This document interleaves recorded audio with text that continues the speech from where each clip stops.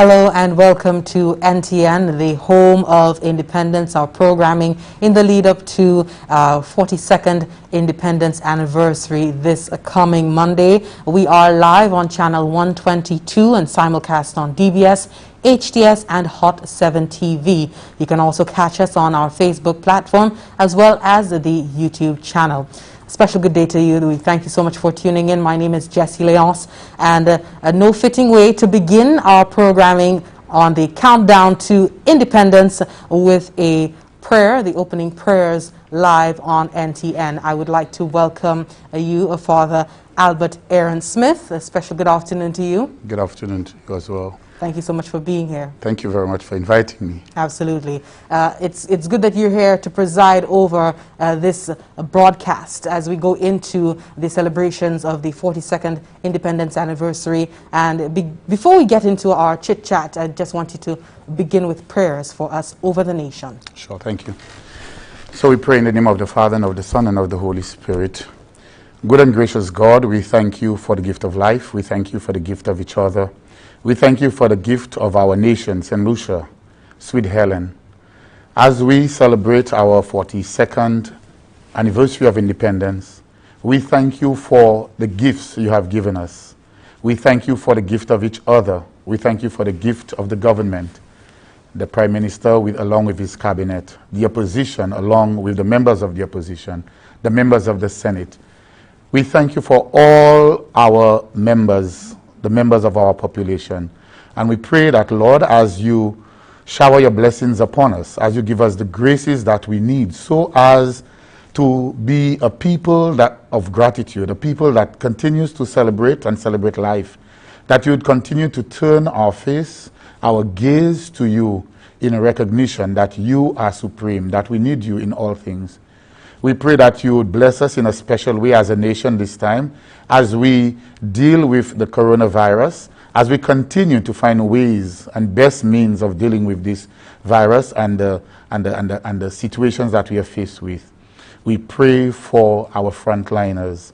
We pray for government leaders. We pray for church leaders. We pray for the members of our society that is often forgotten, the marginalized, the poor, that as we celebrate independence, that we would celebrate with everyone, with no one being left behind.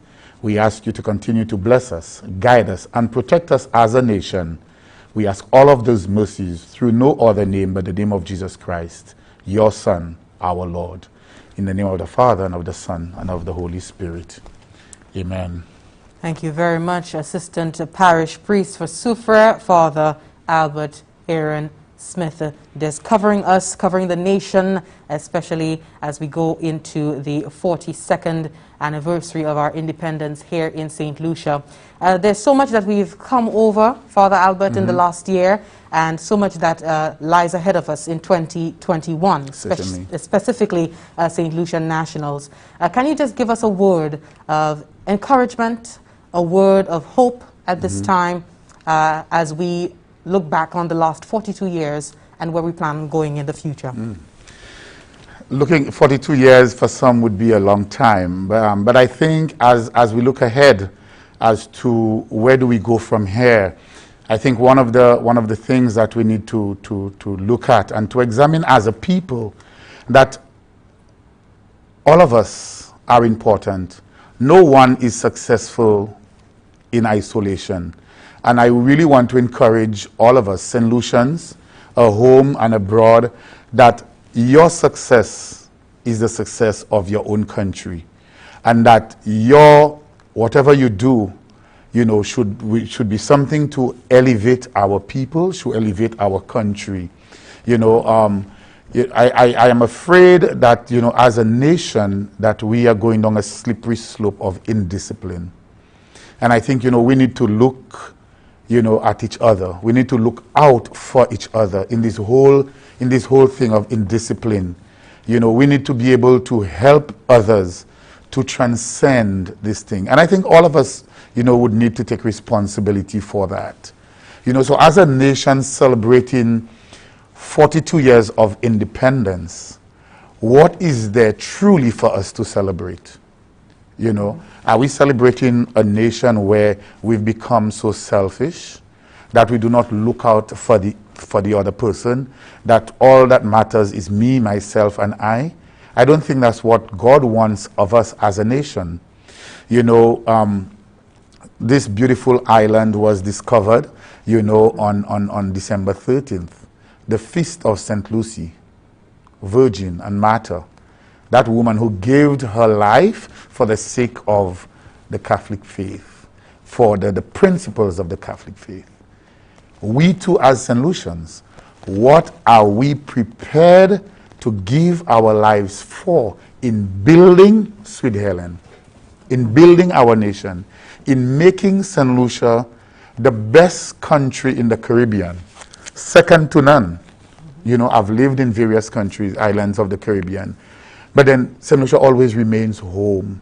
So as we celebrate these 42 years, what is it that you are prepared to give as a civil servant, as a public servant, as somebody working within the private industry, as a banker, as a church leader, whatever field you find yourself in? What is it you can do better to better our own St. Lucia? Because St. Lucia remains ours. No matter what happens, St. Lucia remains ours. And then we are all called to lend a hand to make this place what we want it to be. Not to depend on the government, not to depend on agencies, but not what your country can do for you. But at this time, I think, you know, what we can do for our country. In this time of global pandemic, and what I find very interesting is that this pandemic took us by storm. Everybody, including the church. We are still finding ways and means as church of dealing with this global pandemic in a way to better serve our own people. And I think, you know, the government, you know, the frontliners, the health workers, they are still grappling with ways, the best ways, best practices, so as to serve our people. But how are we helping in complementing what they're doing, in adhering to protocols that has been in place, whether they are uncomfortable or they are not uncomfortable? Mm-hmm. You know, as a priest, there are things that I have to adhere to. You know, I may not like them, they may be difficult, may not be difficult, but there are things that I must adhere to, not for my own self, but for the greater good. And you know, as a nation, when we think of us as a country, you know, this whole thing of indiscipline, there's a breakdown in discipline. You know, where do we begin to pull back? You know, the church has its role to play as well. Parents, schools, you know, there's a role to be played, you know, and I cannot help but going back to the SJC sports that just happened, you know, and I was saying never so have I experienced it, that, you know, people leave SJC, but they never left. You just see the rivalry with the sports, but it is healthy rivalry. And, you know, would we be able to have this kind of healthy rivalry across the board? You know, so even there, it is something I think that has been ingrained in the students of St. Joseph's Convent, mm-hmm. that, you know, you have this rivalry, this healthy rivalry, you know, but we need to have it right across the board, you know. So I would love to see, you know, our country going back to a disciplined nation, you know, where we respect each other. Gone are the days when we respected each other. Gone are the days when we looked out for each other. You know, we've lost a lot of our Christian moral values. And it's a breakdown, I think, everywhere, because, you know, when we look at the first commandment, which is the first and greatest commandment, you know, it says to love the Lord your God with all your heart, all your soul, all your strength, all your might. And Jesus said the second resembles it, to love your neighbor as yourself. You know, so let us forget about social status. A lot of us, we like to stratify. You know, well, this one belongs to this group and this one belongs to that group and this one is not my league and this can. Let's forget about that. Let's forget about color. You know, little white, you have a YII color, you too black, I don't want to be, you know, and let's forget about all of these kind of things. Let's forget about, you know, what we own and those kind of things. Let's forget about politics, whether you are yellow, whether you are red, whether you are green, you know, and let us wear white. Purity. Let us go back to those days where we were pure. We were pure. You know, when you look at the whole thing of, you know, the young children, they are not getting the proper kind of parenting that is needed. There's a breakdown in parenting. And it is sad to say that some of the persons with children, they do not have the skills for parenting. But are they even open to being helped? You know, the church is doing what it can, and I can speak on behalf of the Catholic Church that I know, you know, that we do the little that we can. Probably we are not doing enough, you know. But at the end of the day, when you have a total breakdown, when church has become unimportant, when churches begin to lambaste each other, forgetting that we are serving the one Lord and Savior, Jesus Christ. So you go to another church and you hear they lambasting the Catholic Church. You know, that is, it filters down to the society. Mm-hmm. And then we lose respect for our religious leaders. But we need to look at those things. And these are the little things when they come together, it has a great impact on our society. And then you see the breakdown in society.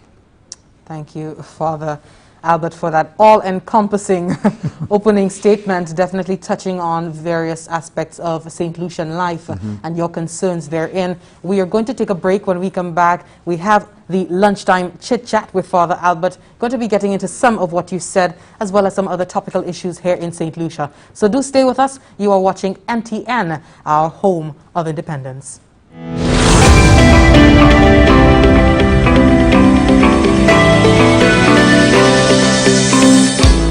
It's here, the BioIntelliSense Bio Button, an innovation to the Ministry of Health's approach in battling COVID-19. The Bio Button is a state-of-the-art device. It supports people keeping regular checks of signs of possible COVID-19 infection while placed in home quarantine. It monitors temperature, heart rate, and respiratory rate. It is very simple. Just link it to your smartphone and place the button on your chest.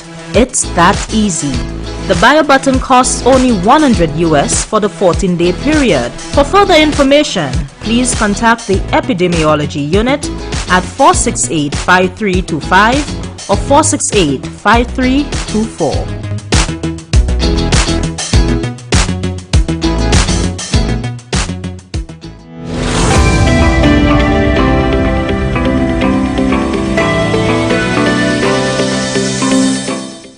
Thank you so much for staying tuned. If you're just joining us, welcome, welcome, welcome. This is NTN, Home of Independence, and we are starting off our Independence specials for you in the countdown to the 42nd such anniversary come this Monday. We are in studio with Father Albert Aaron Smith, and he is the Assistant Parish Priest for Soufrière.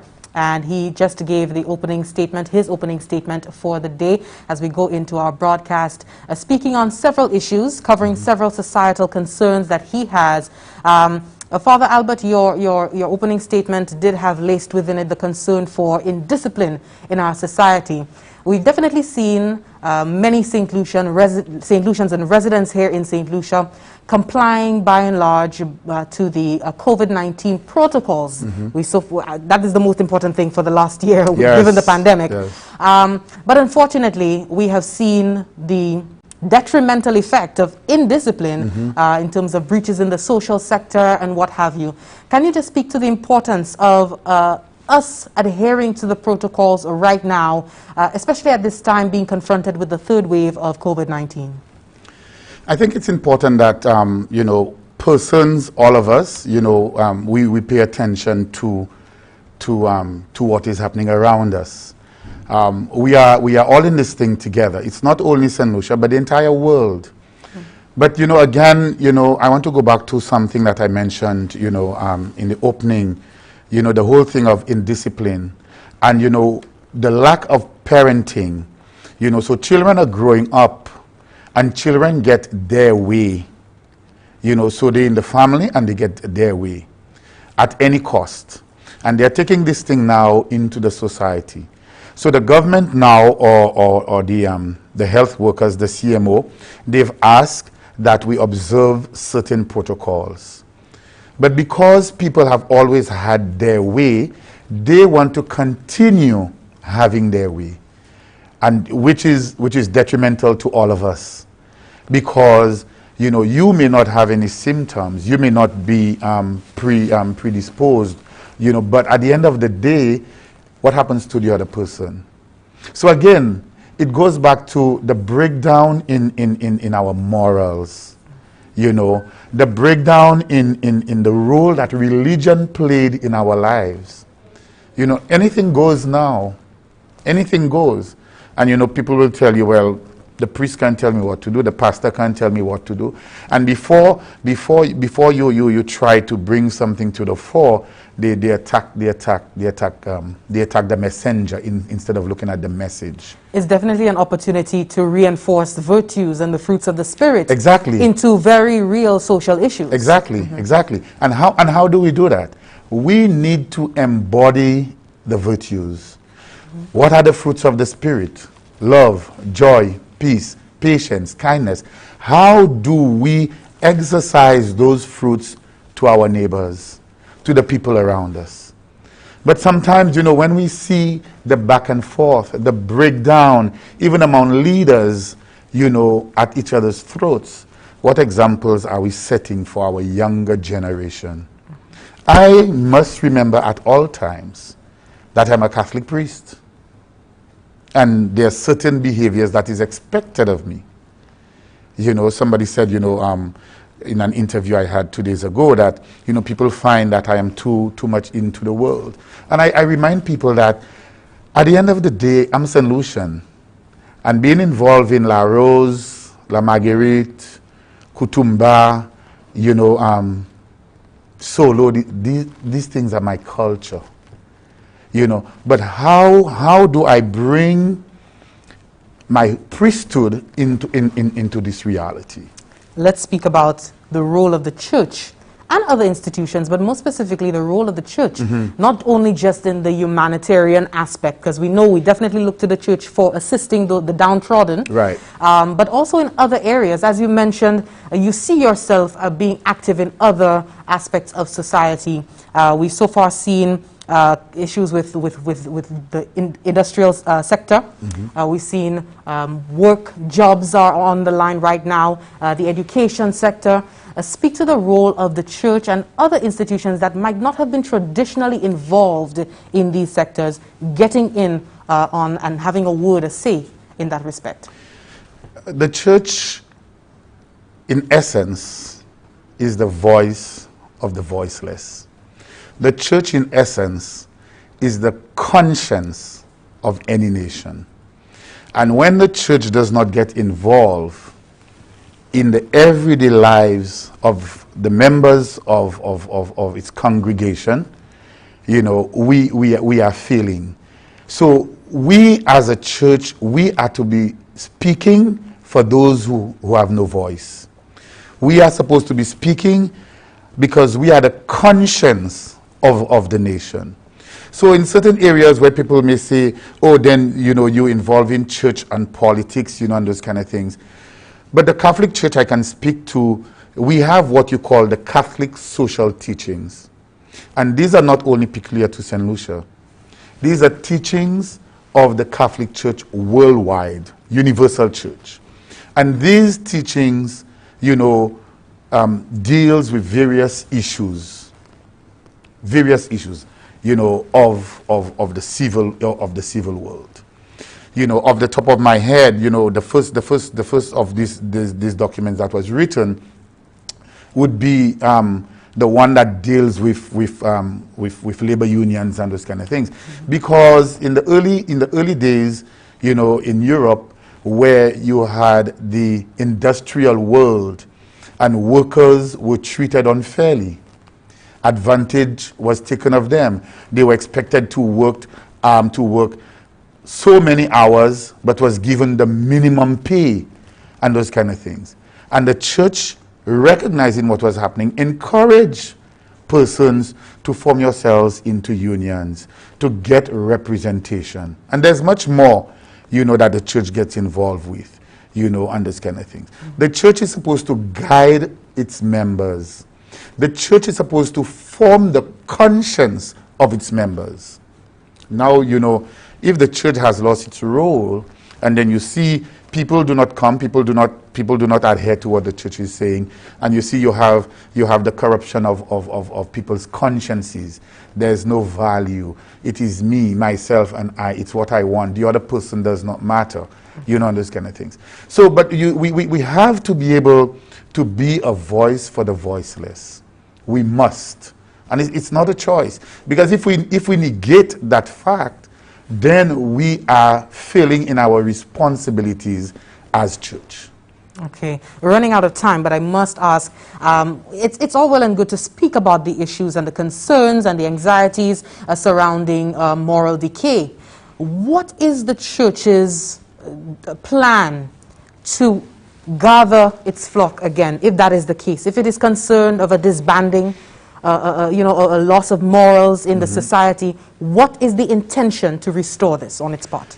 For us as the Catholic Church, we have been meeting, and you know, the archdiocese is divided into vicariates, 4 vicariates, and so we have the northern, the western, the eastern, and the southern vicariate, and we have been meeting at the local level, and these are some of the questions that we are looking at, and we are seeking answers as to have this face again, because it's like in the early days, probably when I was much younger, you know, the Catholic Church had a face, had a voice, and to a certain extent we've lost it. So we are looking as to how best can we get back to this position, to this area. For example, you know, you had a number of Catholic schools, so we had an influence on education, but we've lost a bit of that because, you know, things happened. You know, we were not able to probably service the schools as we were supposed to, and then government involvement has happened. So because government involvement has happened, you find we lose some of the things that we had on our curriculum and those kind of things. But there's a need for us to go back to the drawing board. There's a need for us to revisit this whole thing. Because if we do not do what we are supposed to do as church, we would have failed our members, and we would have failed St. Lucia as a nation. And finally, for me, St. Lucia has had to deal with COVID-19 in the last year, and most likely, based on the experts, we will have to deal with it going into the future. But something that we're on the heels of is St. Lucians exercising their franchise this year. Can you give us any words of advice going into this decision that St. Lucians will be making for this election? Well, the church has a responsibility to guide its members, you know, and if we study the documents of the church in the case of elections and those kind of things, the church would say that you choose the lesser of the evils, you know. So at the end of the day, we need to look at, you know, the morals, the values that are presented to us and what we stand for. Now, one of the things that I've noted as a St. Lucian, we are quick to claim that we are a Christian nation. But when it comes to morals, when it comes to our Christianity, when it comes to our Christian values, many of us, and notice I say us, many of us, we are lacking in that regard. So we need to go back to the basics. What are the Christian values that we want to hold on to? Who is presenting us with those Christian values? Because if we as a nation, we have lost our Christian values. There's a breakdown in discipline. There's a breakdown in our morals. We need to look at which government do we want to help us gain back the morals, the discipline in our nation. Because at the end of the day, we cannot continue, because we are on a slippery slope. We're on a slippery slope with the whole thing of indiscipline, and we cannot go on. There is a total disdain for discipline and those kind of things. People just want to do what they want, how they want, when they want, and this kind of thing. And when we look at it, the number of persons who are breaking the protocols is because they want to do what they want. Mm-hmm. And they endanger the lives of other persons. I would prefer not to be wearing a mask right now because it makes me uncomfortable. Mm-hmm. Mm-hmm. But because of the protocols, because of caring for your brother, loving your neighbor as yourself, you must wear it. You must follow the protocols. So at the end of the day, we need to look at the whole thing of exercising franchise from an informed position from a Christian perspective. Thank you very much, Father Albert, for that. We really do appreciate your time. It's all the time we have for now for this program. We do hope that you enjoy your Independence holiday. Thank you. This is the lunchtime chat with Father Albert Aaron Smith, a parish priest, assistant parish priest from the Soufrière district. Thank you once again. And as you ended there with speaking about, the ultimate display of patriotism is ensuring that you wear your mask. Stay tuned.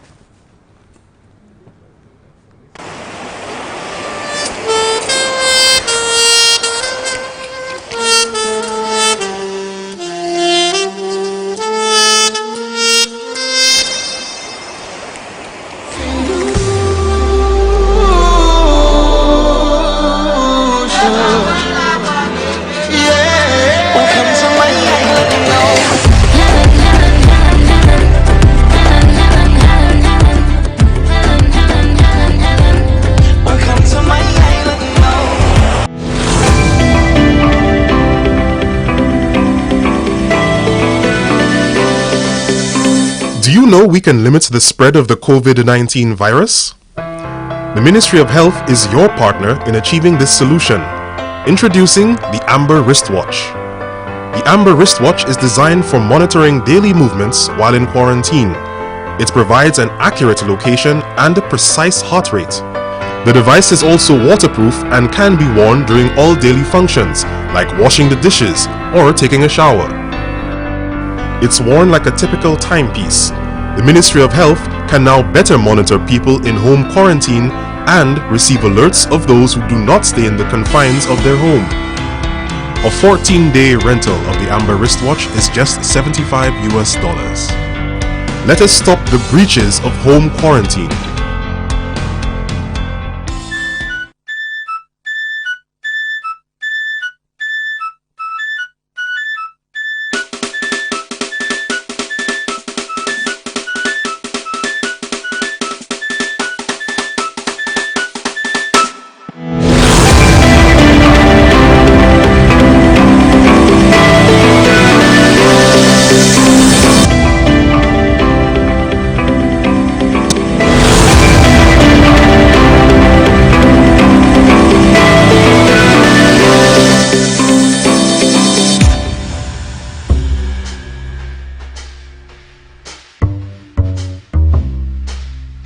There was a period in St. Lucia where businesses were not owned by St. Lucians. However, 1944 placed the island on the cusp of change, with individuals breaking new ground. It is right out at the end of the Second World War by a son of the soil out of Soufrière, Sir J.Q. Charles, then a young man coming out and starting his little mom and pop, so to speak, shop, corner shop, and grew and worked hard and built an empire purely out of the effort and the sweat of himself and the St. Lucians around him and the family that put its effort in.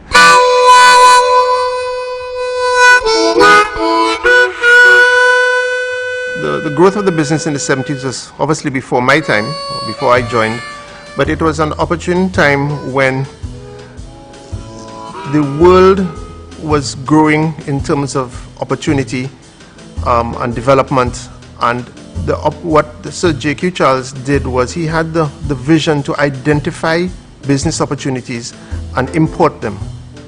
So you would find that he would travel and see things and come back down to St. Lucia and set it up in his own modified way to suit our economy. And by then he already had the benefit of his 2 sons and daughters working in the business with him to give him the support that he needed to grow the business. So at that point in time, the company expanded significantly into manufacturing. It was general stores, hardware, insurance, automobiles, food, obviously supermarkets, and real estate. So it had many tentacles in which it was able to grow, and because he had the family manpower to support him, it was able to grow with strength as they all put the energy into the business and allowed it to expand. J.Q. Charles Limited is now a mega company, one of the biggest St. Lucian family-owned businesses. Towards the end of the 90s, the middle to the end of the 90s, we did see a shift in dynamics of the landscape from a business perspective. Everything before had been primarily all St. Lucian, but now you had foreign businesses as well coming in and finding opportunities in St. Lucia because they felt that there was enough size and growth. So what eventually happened was that the 2 strongest areas of our business were where we faced the most competition at that period in time, which was automotive, which was the entrance of the used cars. The Japanese imports and so on came in, and that had a big impact on all the auto dealers. And obviously J.Q. Charles at the time, which ran the supermarkets, had the first entrant of a strong competitor out of Barbados, which was Julian Supermarkets. So this is a period where the ability to adjust and to adapt to the new environment was critical. And from my perspective, I think we were slow in responding, and therefore it caused us a downturn in the business, and that was probably the weakest time and the time at which most of the change was required for us to adapt and adjust to suit the environment around us. An introduction of new governance to the J.Q. Charles Group of companies is celebrated for ensuring an evolving business environment. It was really a difference in approach to how we conducted business. There was an effort to invite strong St. Lucian management into the company and to give them the comfort and the knowledge that when they came in to work with the company, it wasn't a case where they can't rise to the top because it's a family business. It's not a family business anymore. It's a family-owned business, and the idea is it should be run by the most capable people to do it. And we were very happy to employ competent and professional St. Lucians to help chart and change the way we operate. And the last thing that we've done in the last, let's say 5 or 6 years is create a much stronger governance regime at the top of the organization, so a board, whereas in the past we just ran from the seat of our pants, so to speak. We now have a very strong board which oversees what happens. Now that you mentioned the family's legacy and not necessarily the business's legacy, because we would like to be able to do more and to contribute more in terms of creating the landscape for St. Lucia. One of the key things that we have is the significant landholding at Shock Estate, which we vision to be the natural expansion of Castries, both from a residential and also from a business and commercial standpoint. And we have plans to be able to develop it out over the next 10 to 15 years as Castries expands to incorporate all of the growth that we feel is required and the pressure that is already growing as Castries begins to burst at the seams. So from the family's perspective, it is to be able to to change. So we know that the business was JQ Charles Limited, and everything was encapsulated in JQ Charles Limited. The idea now is to change and adapt as the world around us changes. We have a fourth generation, and we now have a fifth generation of the family, and we realize that it is growing very diverse, with very diverse views and desires, ambitions and capacities, and therefore it is for us to transition now from being a family of business operators to a family of business investors. JQ Charles Group of Companies, creating generations of family investors and finding meaningful ways to contribute to our society.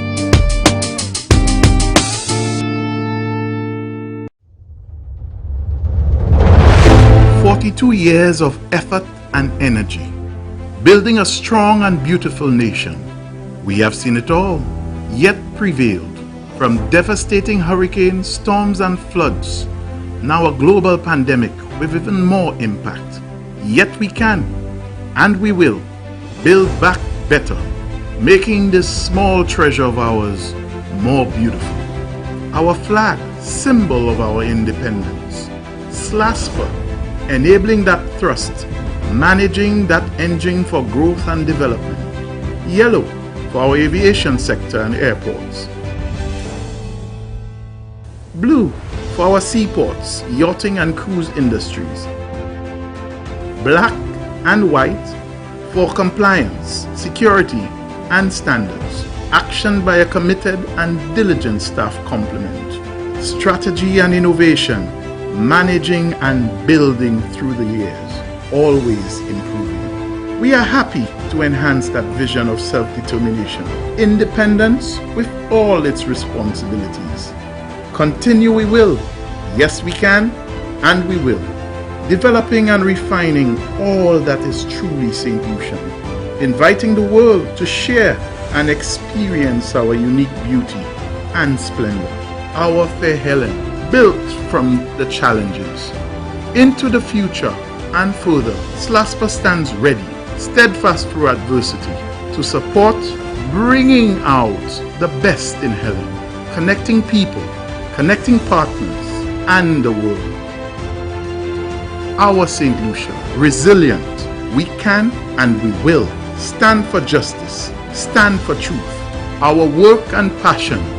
SLASPA teachers, love, oh love, our island home, always hopeful, always innovating.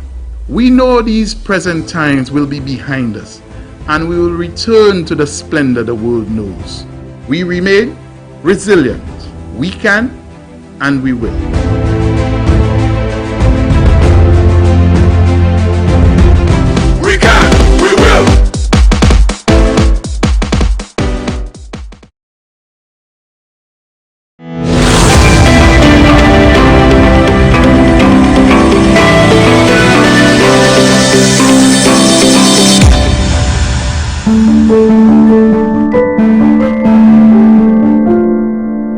Olivia Felicia Clary was born in the community of Viewfort into a family of farmers.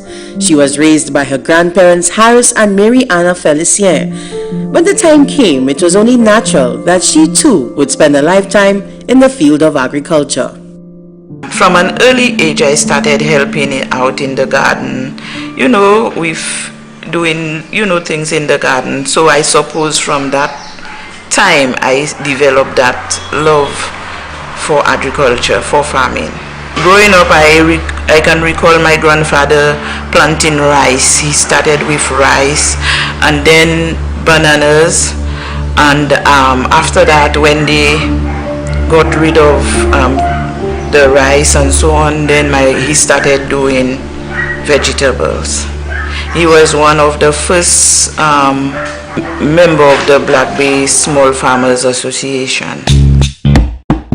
I took over from my grandfather when he was no longer able to do much, so I started, I went into livestock, and later on I diversified into cut flowers and tree crops, and I've done a little of each.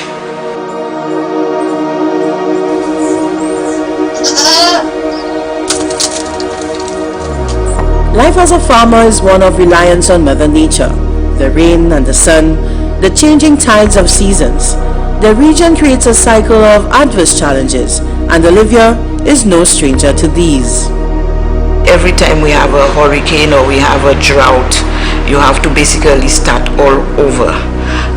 Finance at the early stage was a big problem, you know, and it has its ups and downs as anything else. I think when Staff Corp went bankrupt was one of the most challenging, because at that point we lost quite a bit of money with them, and we were never able to recover those funds, so we had to basically start all over. And then we suffered the Thomas and the Christmas Eve trough, where in the country where I have my tree crop and so on, the river, we are boundary with the river, and the river took away quite a bit of my plants and so on. So we've had quite a bit of challenges.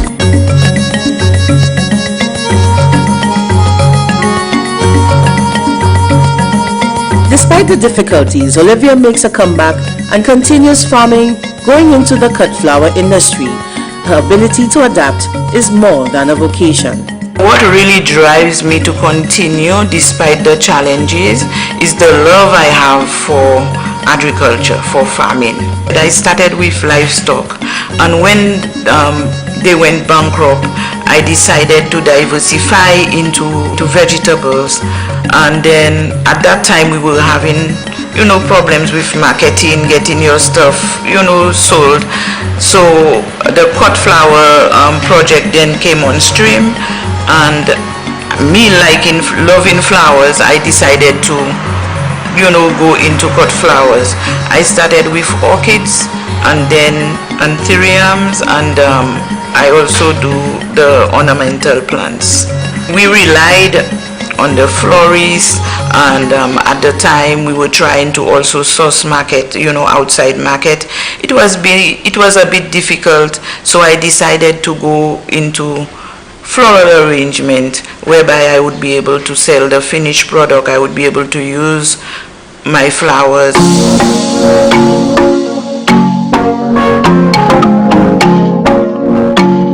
Jardin Exotique is part of Olivia's farming enterprise for over 58 years. The farm has been in existence for over 83 years, taking into account the period her grandparents had ownership. When asked about her commitment to farming, her advice is simple yet profound. If I were to advise anybody to go into agriculture, I think you would first have to have the love for it, because like any other business, you have challenges. So don't think that you're just going to get into it and then just move on. So you have to be willing to, you know, give it your all and, you know, love what you do. I don't believe it has anything to do with whether you have a green thumb or not. If you plant, if you're going to go into planting and you do the necessary things, like you fertilize, you water, you take care of the plant, I believe it will do well. It's how much effort you put into it. Well, I suppose over 80 something years, because my grandparents have been, I am just 58, so it's a long time. It's this long time dedication and sheer will to succeed that creates Jardin Exotique, along with the support of her family, her husband Emmanuel Clary, her children and grandchildren.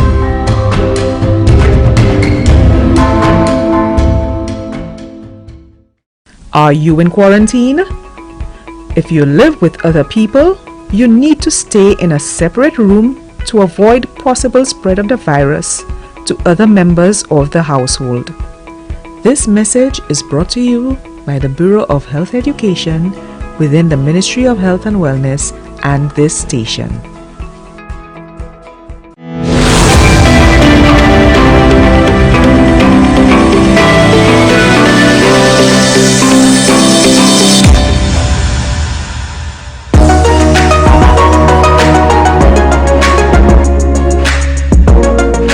January 1921 was the year Clive Bobre marries Hetty, the third child of the Cox family. I think at the time it was, in St. Lucia, because actually 2 brothers married 2 sisters, right? My grandfather's brother married my grandmother's sister. So Vernon married Auntie Jane. So, so I think the society was small then. And remember, at the time, the Cox family lived up on Jeremy Street, right at the top near Chaussee Road.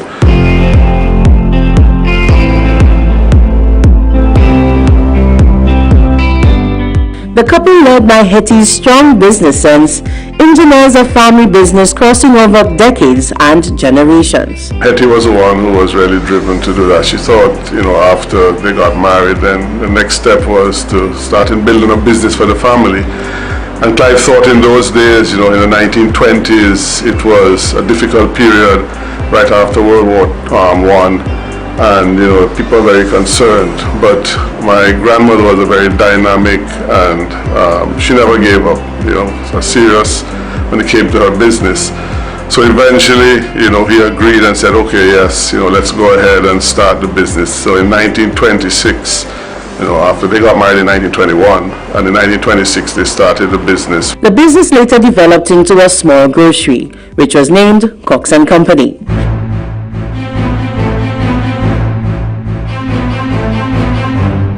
In the midst of their success, 1927 and 1948, the city of Castries is destroyed by fire. This creates major setbacks for Hetty and Clive.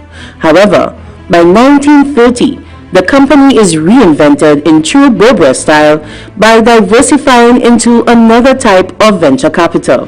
After the 1948 fire, well, the first one was the 1927 fire. That was a year after they started the business, but within 3 years they had gotten the SO contract, which was a big push for them.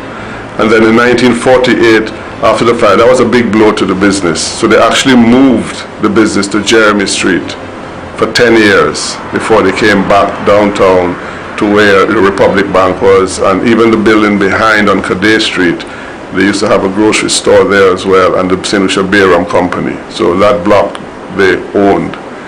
So they moved back there after 10 years. During the 1970s and 80s, the business goes through another lull after the passing of Clive Bobre. All family businesses go through their transitions in generations, and in the 60s our main source was, well, the property, the rentals for the Bank of Nova Scotia was our tenant. So we had property rentals, and also we had the retail store downtown, which, as things changed in the 60s, and people didn't have that kind of disposable income like before, the market changed, and I do not think we changed with the market at the time. And then my aunt decided to set up a toys shop on Cadet Street, which she turned into a very successful every Christmas time. So she was very successful in doing that as well. So we did not really grow then. It was really just holding strain, and we went through some difficult times as a business. Fill her up with SO Extra Gasoline. The company's success as the agents of SO Standard Oil during the 50s played a pivotal role during World War II by refueling aircrafts at the then Beanfield Airport in Vieux-Fort, now the UNORA International Airport.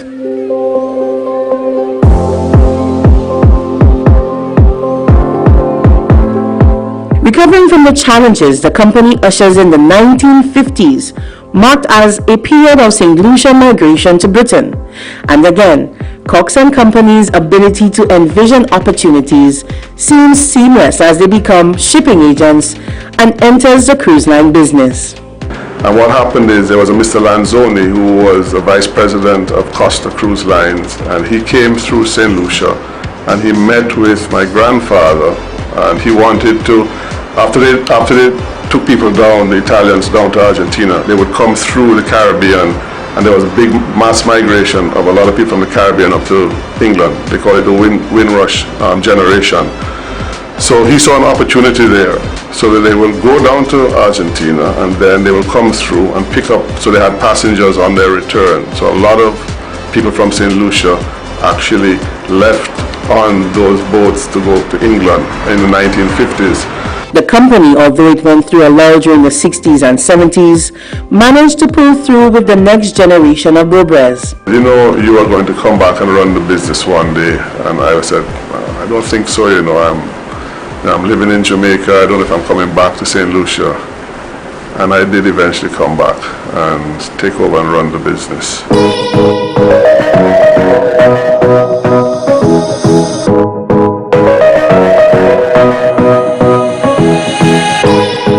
In the 1980s, I saw that opportunity to look at the tourism sector, which I took, and it seemed to have paid off, and now, you know, the company is in a much stronger position than it was in the 70s. So right now we're very much into the service sector. This is our 95th year in business. So, and the fourth generation has just joined us. So we're now into the fourth generation, and hopefully we'll continue for many more. Cox and Company prides itself on being distinctly St. Lucian and having a strong team with a staff complement between 60 to 100 employees. We're very much a St. Lucia family, and this was instilled in us, you know, from a very early age. I mean, my father, my aunt, my uncle, my grandmother, and that came out of my grandparents. And even before that, I would think my great-grandparents, you know, we were always, we're St. Lucian.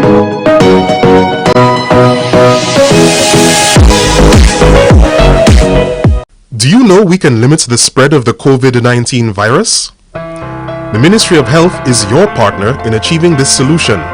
Introducing the Amber Wristwatch. The Amber Wristwatch is designed for monitoring daily movements while in quarantine. It provides an accurate location and precise heart rate. The device is also waterproof and can be worn during all daily functions like washing the dishes or taking a shower. It's worn like a typical timepiece. The Ministry of Health can now better monitor people in home quarantine and receive alerts of those who do not stay in the confines of their home.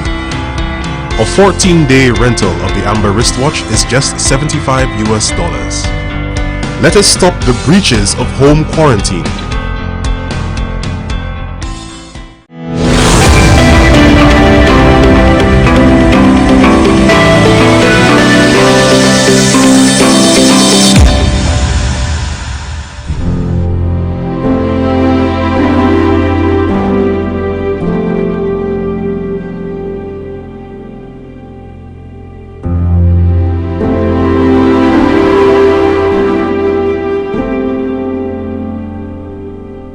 What engineers a dream?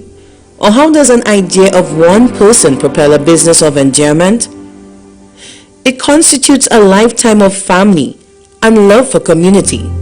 In 1956, at the age of 17, on a vessel gifted to him by his father, Omil Lagor set sail for St. Lucia. An exceptional fisherman who braves the channels on a boat without an engine and lands in St. Lucia, settles in Bannans Bay, and the rest is history.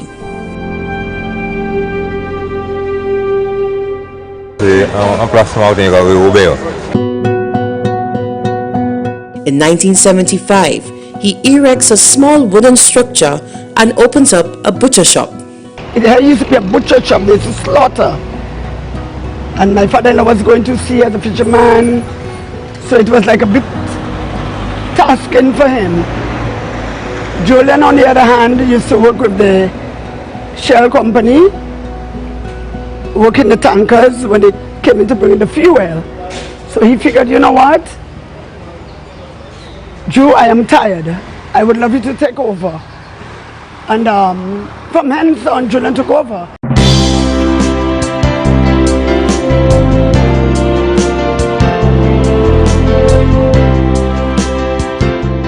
Omil eventually passed on the business to his son Julian and his wife Evelyn. When I met Eve, it strengthened up the business because she had a business mind as well and following me, so you know, it made it all better. Then, a few years, Charlie must have been about 5, 6, I said, no, this is the time to really take this thing serious. I said, Julian, give me that upper hand. Let us change this place into a food place. Because I have the passion for it. And in business, you must always take some, what they call heavy risk. Don't ever call it a failure. You have to try. So what I did, I started shopping, buying the provisions, prepping the food. Well, back in the days, we had the banana vans nighttime. So I used to cater for the guys on the road, 2, 3 in the morning. And we moved on from there until that is what it is today.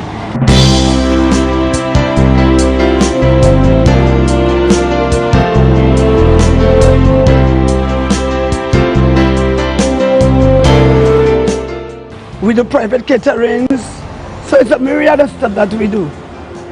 And this is where the passion lies.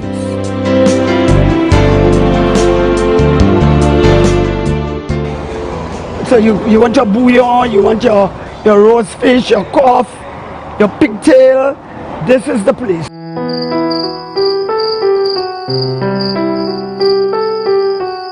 In 2010, the floodwaters of Hurricane Thomas created one of those difficult times as the restaurant was flooded out completely. There will always be hard times. Nothing comes easy. Nothing comes easy. There will be hard times. And you have to accept it for what it is. All right now, oh my God, this is really hard. But you have to accept it for what it is. It's just that you're going for this change.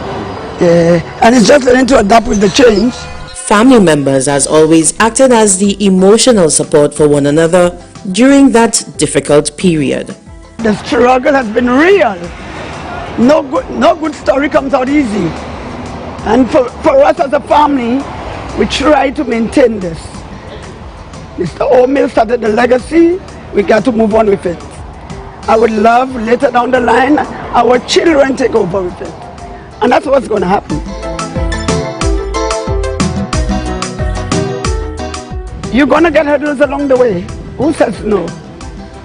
But you got to be brave, take it and move with it. And now, yes, you have your staff. I never thought I'd be employing staff today.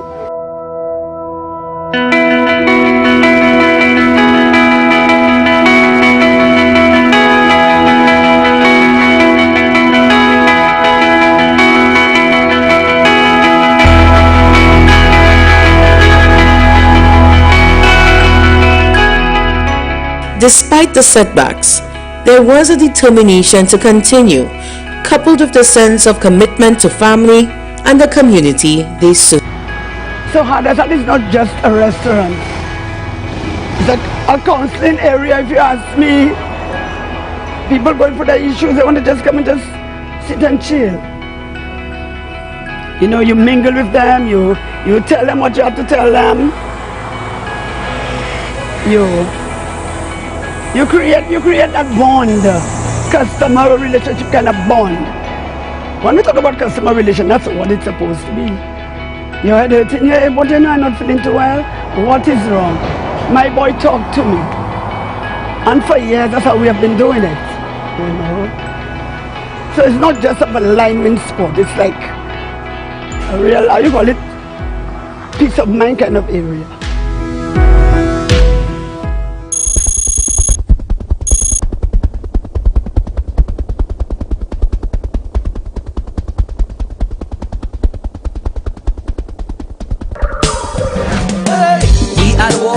Virus, ready to harm us. Panic is not the answer. We can win this together. Often use hand sanitizer. Better yet, use soap and water. We must protect each other if we are to beat this corona. Together, let us win this war. Be a soldier for St. Lucia. Together, let us win this war. Be a soldier, together we can beat this corona. So you don't become the next case. Avoid touching your face. I'm sure you've been told so. Handshakes and hugging are a no. Advice give you the please. Cover your mouth and your nose if you cough or sneeze. Practice social distancing and avoid large social gatherings.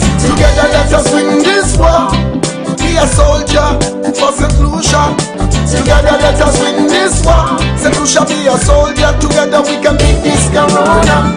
For further information, please contact the hotline at 311 or the Bureau of Health Education at 468-5349.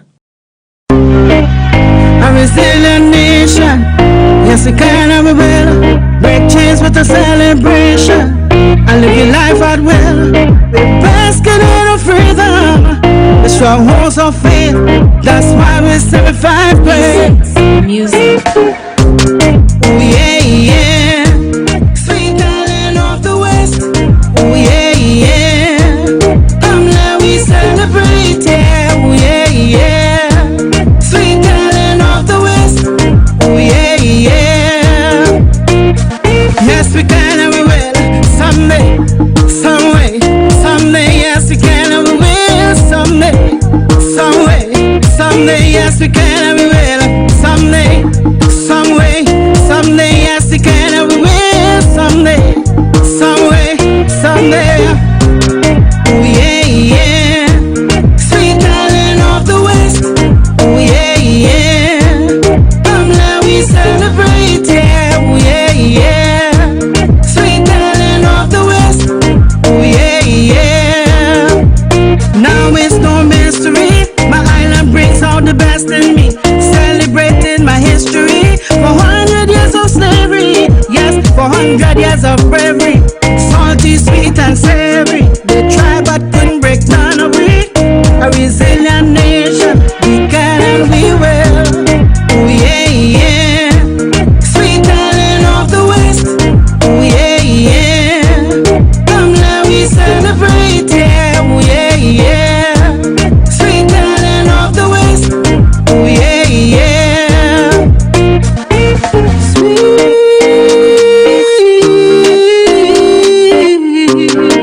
darling of the West, yeah. Yes we can and we will. Yes we can and we will. Oh yeah, yeah. Sweet darling of the West. Oh yeah, yeah. Come let we celebrate, yeah. Oh yeah, yeah. Sweet darling of the West. Oh yeah, yeah.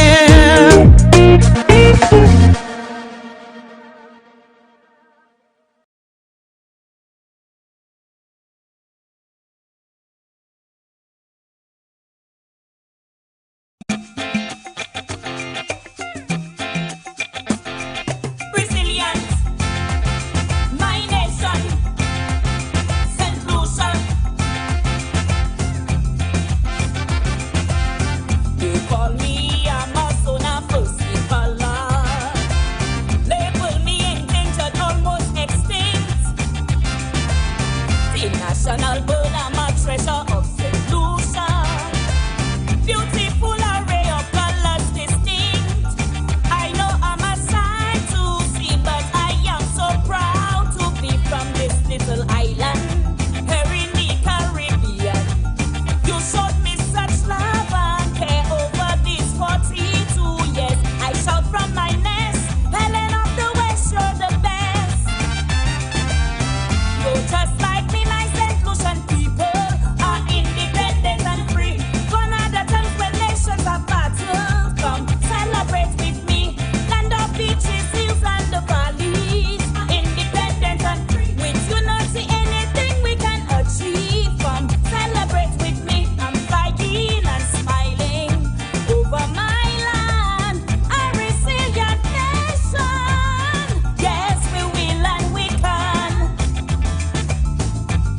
Yes, we will and we can.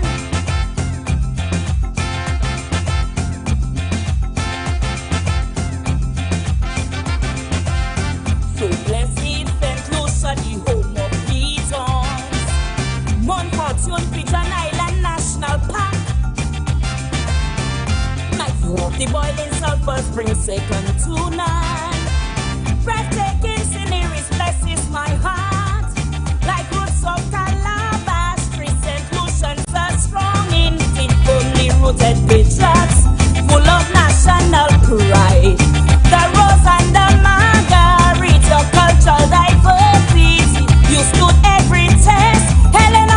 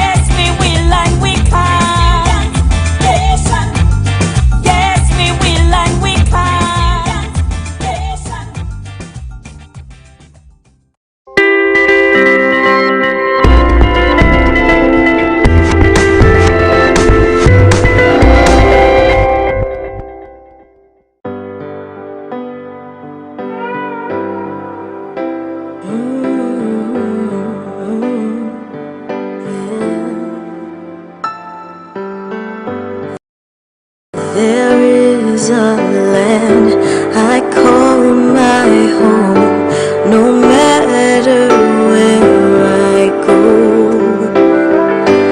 A gem so rare, it shines so bright, eternal in its glow. We are its people, we don't let go. Resilient in the fight, we know that we will grow. We can, we will. We stand, our backs are tall. No matter what the world may bring, we'll always sing. We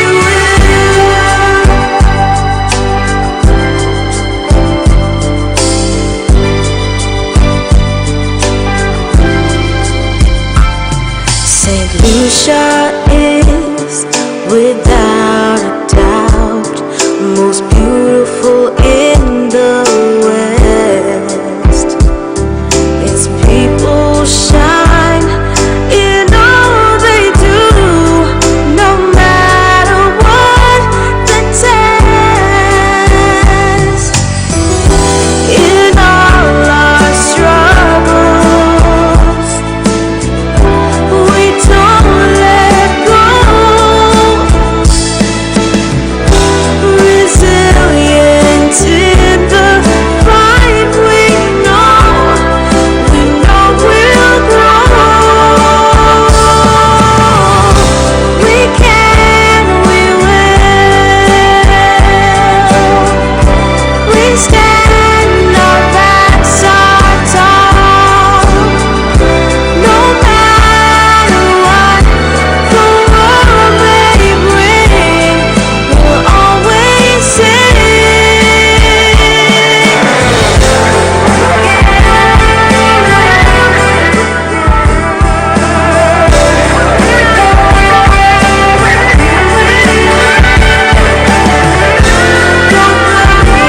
Aside in all we do, a nation strong. This is our song.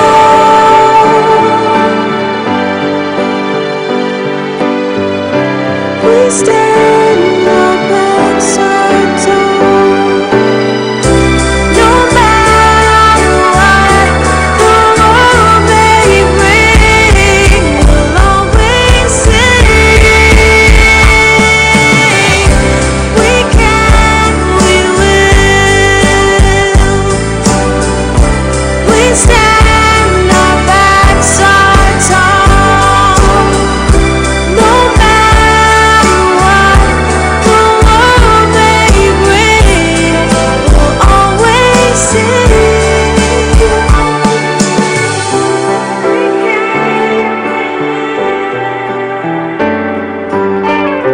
We stand, our backs are tall. No matter what the world may bring, we'll always sing.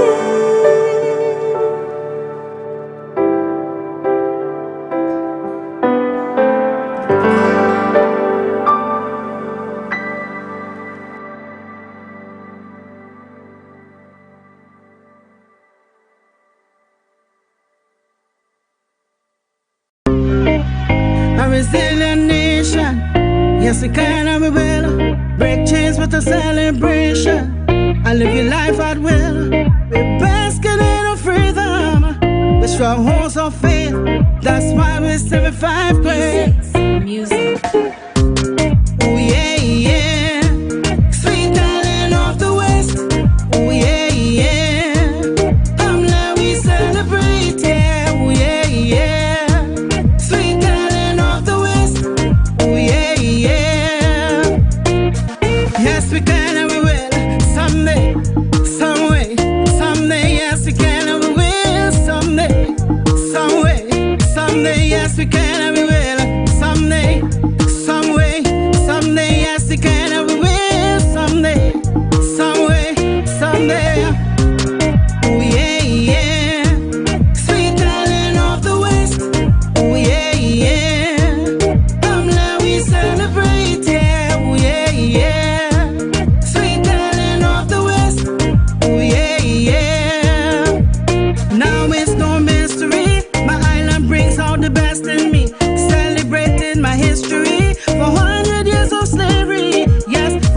ideas of bravery, salty, sweet, and savory. They tried but couldn't break none of we. A resilient nation, we can and we will.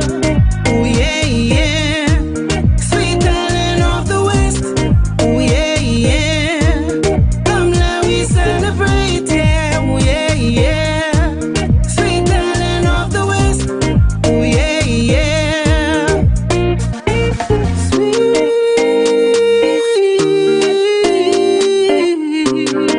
talent of the West, yeah. Yes, we can and we will. Yes, we can and we will. Oh yeah, yeah. Sweet talent of the West. Oh yeah, yeah. Come let we celebrate, yeah. Oh yeah, yeah. Sweet talent of the West. Oh yeah, yeah.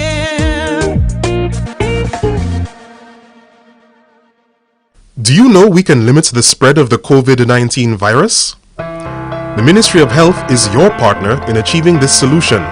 Introducing the Amber Wristwatch. The Amber Wristwatch is designed for monitoring daily movements while in quarantine. It provides an accurate location and precise heart rate. The device is also waterproof and can be worn during all daily functions like washing the dishes or taking a shower. It's worn like a typical timepiece. The Ministry of Health can now better monitor people in home quarantine and receive alerts of those who do not stay in the confines of their home. A 14-day rental of the Amber Wristwatch is just $75 US. Let us stop the breaches of home quarantine.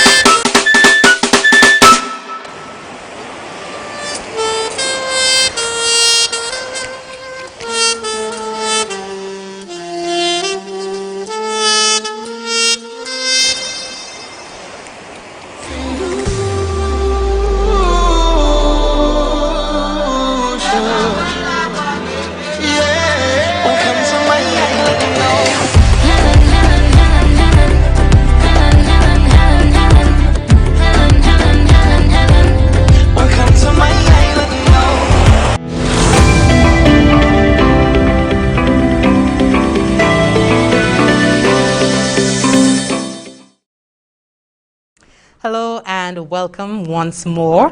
We continue with the NTN Home of Independence programming with this next panel discussion, Adapting with Technology. We do hope that you have been enjoying the programming on NTN so far. The last I was here was just about 30 minutes ago, speaking with Father Albert on the state of the nation. From the Christian perspective, but at this point in time, we continue here at the GIS in collaboration with organizers of St. Lucia's Independence Committee as part of activities to mark the island's 42nd such anniversary. We are live on NTN, channel 122. We're also simulcast on HTS, DBS, Hot 7 TV, and Calabash TV. We do thank you for tuning in and encourage you to share the live, tell a friend to tell a friend. My name is Jessie Leonce, and I'm joined in studio by 3 panelists. So I'm joined in studio by 2 panelists and over Zoom by 1. We do have the 2 in studio, David Francis, co-founder of Food Hub 758, and Martin Hanna, who is the founder of the Penny Pinch app. These are 2 mobile applications. And joining us via Zoom is Dinesh Daswani. He is the program coordinator of Boost St. Lucia, a resource hub for entrepreneurs. Welcome, gentlemen. Thank you so much for availing yourselves to be here today. Thank you for having us. And happy independence. Thank you. And same to you. Just doing a quick check to ensure that we have Dinesh Daswani on air. Good day. Can you hear us? Good afternoon. Yes, I can hear you perfectly. Wonderful. Happy independence to you as well. Happy independence to everyone. Wonderful. Let's just get right into it. In the last year of our contention with COVID-19, many sectors in St. Lucia and the rest of the world have had to adapt to restrictions on large gatherings and working from home, school from home, and also incorporating technological solutions to continue to function remotely and continue to serve the client base. And even before the pandemic, we saw digital transformation becoming a thing. It was already acknowledged as critical to business longevity, business survival. Now, years-long strategies to adapt with technology had to be expedited in a matter of months, and in some cases, just weeks.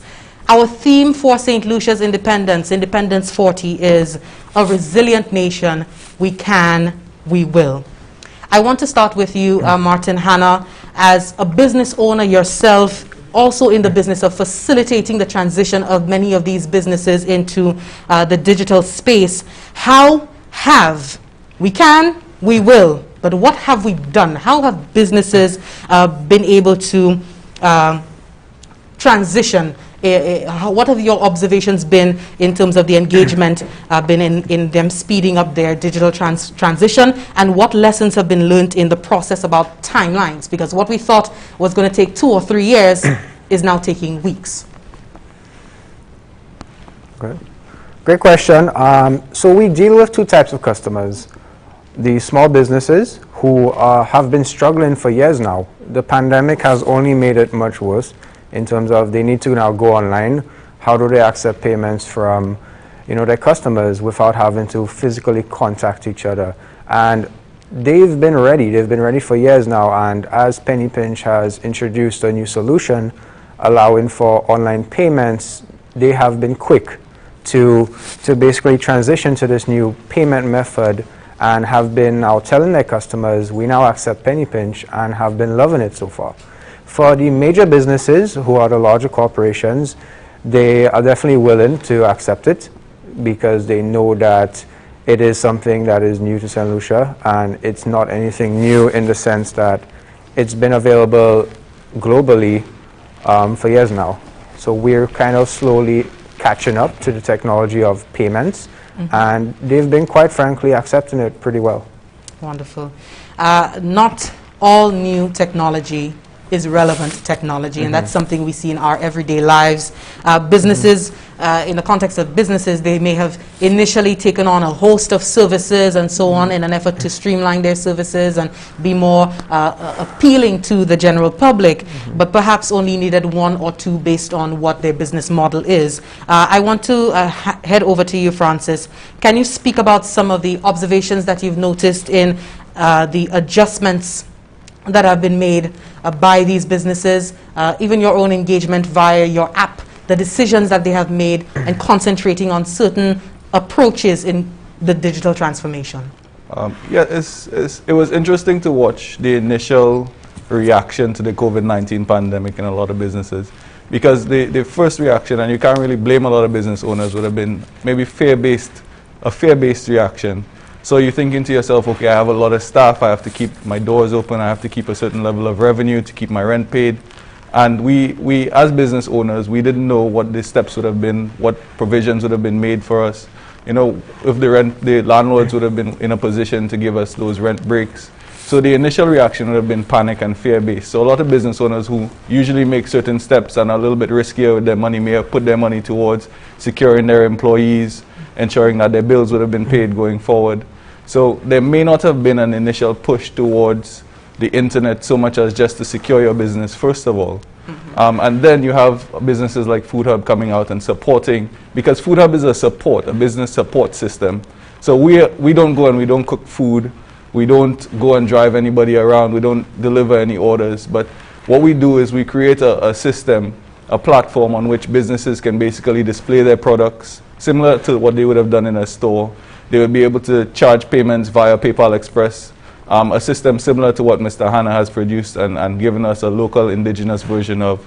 And they would be able to reach their customers through our social media and sponsorships and these kinds of things. So it's a situation where, yes, the businesses initially would have reacted, but it may not have been a reaction that looks strictly at the internet as a solution. So businesses like Penny Pinch, businesses like Food Hub, and even Squeeze Cash, as we see emerging right now, show that St. Lucians have a different perspective on how commerce would work, how business would actually work going forward after the pandemic. And I'm expecting several other businesses to emerge having regard to the way young people are seeing things these days. So, and I include myself in young people, but that's one of the story. But so you're saying that the new technology, the relevant technology has been provided, so the businesses are not necessarily sidetracking? I don't think so. And I think the business owners, the kind of business owner you have to be to have a successful business in St. Lucia, you have to be very prudent, very circumspect. So you have to be able to see your moves before you make them. So I don't think St. Lucian business owners are going headless chicken into any direction. They're seeing the benefits of Penny Pinch, they're seeing the benefits of Food Hub 758, and they're thinking, okay, this is the way I want to go with my business.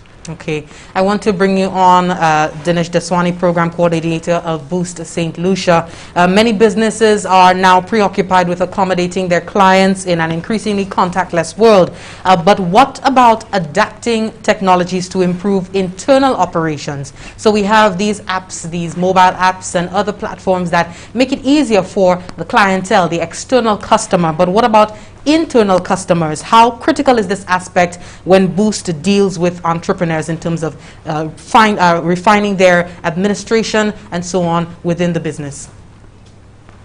Well, that's a great question. So what Boost does, it's almost like a virtual incubator and accelerator program. It's a platform for business owners from MSMEs or micro, small and medium-sized businesses to access the tools they need to run their business.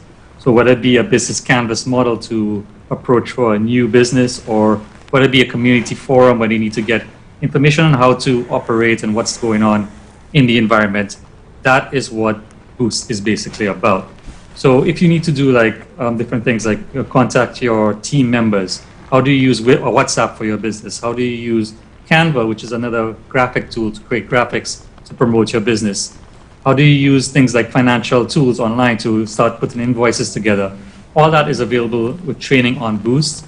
So that's the way we have to look into adapt, to use technology to start running our businesses and running almost a process of how things are done virtually versus doing this counting and everything in-house, or in doing it virtually so it can actually adapt to the business and adapt to the environment. Absolutely. Francis, Han, I don't know which one of you will go first, but we know that tech is the basis on the front end, but how much attention are you paying on the back end to technology and incorporating it to improve your administrative functions? If I may, Food Hub is a business support system. So we've created an entire system that has financial reporting, order statistics, we have time statistics. So you could see everything from what your customer's favorite option is to how much money you've made for a particular time period to how long it took your drivers to get the order to its destination, and even the reviews. You can manage your reviews. So Food Hub basically has created an entire system by which you can support, manage, integrate your business into online sales, all of these things, even promote your business. So the back end is as important as the front end on Food Hub 758. Hannah? So when we speak about backend, there's two types of backends. The actual Penny Pinch backend that allows Penny Pinch as a business to now facilitate that business efficiently. And we've put a lot of attention into that because what we want to do is create a really efficient platform where a small team could now run an entire fintech company. And we've enabled a lot of automation around getting tasks done, whether it be in doing disbursements to small businesses or scheduling coupons for small businesses, or if someone wants to do a bill payment, how do we get the funds across to the billers in a very efficient way? So we've taken a lot of time to focus on how can we automate a lot of the business services that make a business run. Now when you look at the back end of the business side of things, so I'm talking about a business who works with Penny Pinch, the way that we approached it and when we designed it was to help a business easily adapt Penny Pinch. So we've made it very user-friendly and provided, which is the most important thing, tools that help them reconcile as they've implemented now a new payment method called Penny Pinch. So just a little bit of background, at the end of the day, businesses would usually reconcile their payments to make sure that everything, is perfectly equal. And that is a major thing to small businesses and major businesses especially. So if you could approach it from a way where you make it so simple that when you add Penny Pinch to the current ecosystem of what they do, it doesn't bring in any extra effort, or it does not need any extra headcount to now facilitate Penny Pinch as a payment method. Okay, we're going to get into the details of what Food Hub 758 and what Penny Pinch is in just a moment, but first I want to touch base with you, Dinesh Daswani. If you could just reiterate, speak to us about why a business would need a digital platform, consider digital transformation, or offer a digital service as a business. Also, how are businesses that are going through Boost St. Lucia honoring this demand for technology in our post-COVID world? So I'll start with the need, which is the most important part. It's we now live in a world where we can't always communicate face-to-face as often as we want to. So the need for virtual connections has arisen, especially during after COVID. So we've seen that a lot of businesses try to connect to other businesses and try to get resources, but they have to do it through a virtual platform. At Boost, you can do that with the community forums that we have.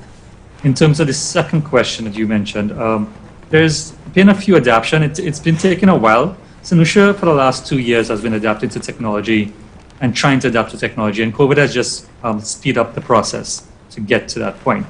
So right now we see a lot of people adapting to virtual meetings, people doing a lot more virtual connections through WhatsApp, through other messaging platforms, a lot more people using Instagram and Facebook to promote their companies. All that is also available with training with Boost online on this virtual platform. But we've seen a lot of people apply to Boost and say, hey, I need support in this. I need support for financials. I need support for marketing. I need support for all these different things that entrepreneurs and businesses need to go through. Even connections. Connections are probably the most important thing for a business. So we see a lot of connections happening. We've seen a lot of connections happening with Penny Pinch, Mr. Hanna, who a lot of these businesses now need a payment system. So they connect to Mr. Hanna and they connect to Penny Pinch and they use that service. So they're slowly adapting, but they have to adapt. So it's just how the world is now moving. I think environments always change in business. A lot of entrepreneurs know that business is consistently changing and they have to adapt. So we've seen the process going well. A lot of people getting onto Boost, a lot of people joining our virtual panels that we have every month, bringing their stories, because the stories are really what tell and help entrepreneurs. But other entrepreneurs may fail, other entrepreneurs may succeed. So that collaboration, that stories, that communication is very important with Boost, and we support that. Wonderful. We are due for our first break. As soon as we come back, we're going to be talking mobile apps in St. Lucia, more specifically Food Hub 758 and the Penny Pinch app. Stay with us.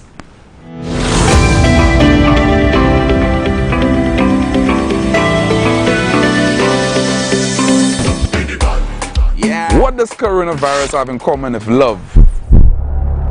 Both are highly contagious. Spread love, not the virus. Like you, COVID-19 loves a lime. Beach, river, or fed. Coronavirus is like these people who track every lime just to invade. The best way to put off invaders? Cancel the lime. Spread love, not the virus. Keep you and your crew corona-free. Live to lime another day. Together let us win this war. St. Lucia be a soldier. Together we can beat this corona.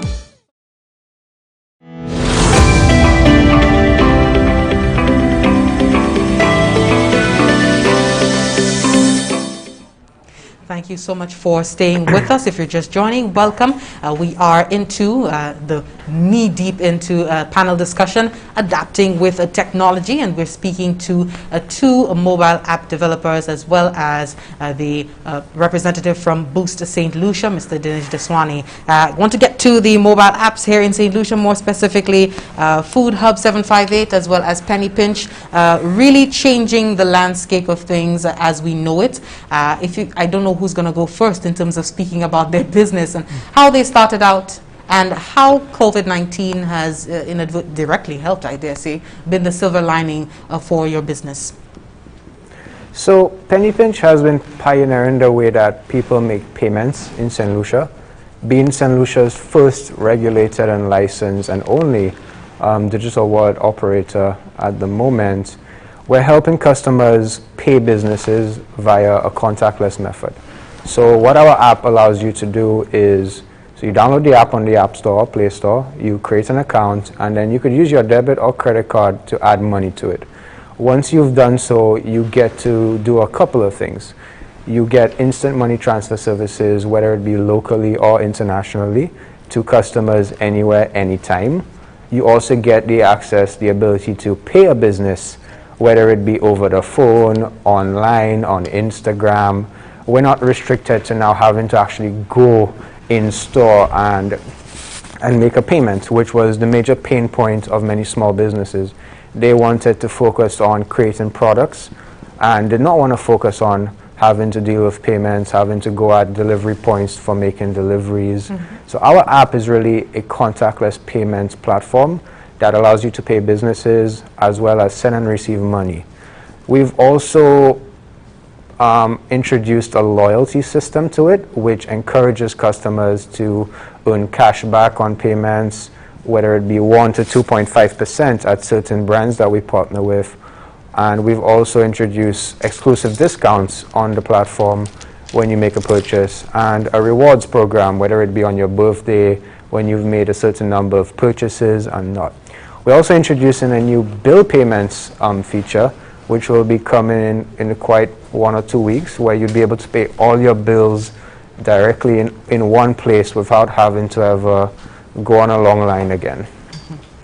Wonderful. Definitely a tremendous opportunity there for St. Lucians in the contactless world. 758, Food Hub 758, talk to us. All right, great. Food Hub 758, it has developed a lot since we initially discussed it. My friend and one of the co-founders, Mr. Junmani Paul, we were the ones who initially discussed the idea.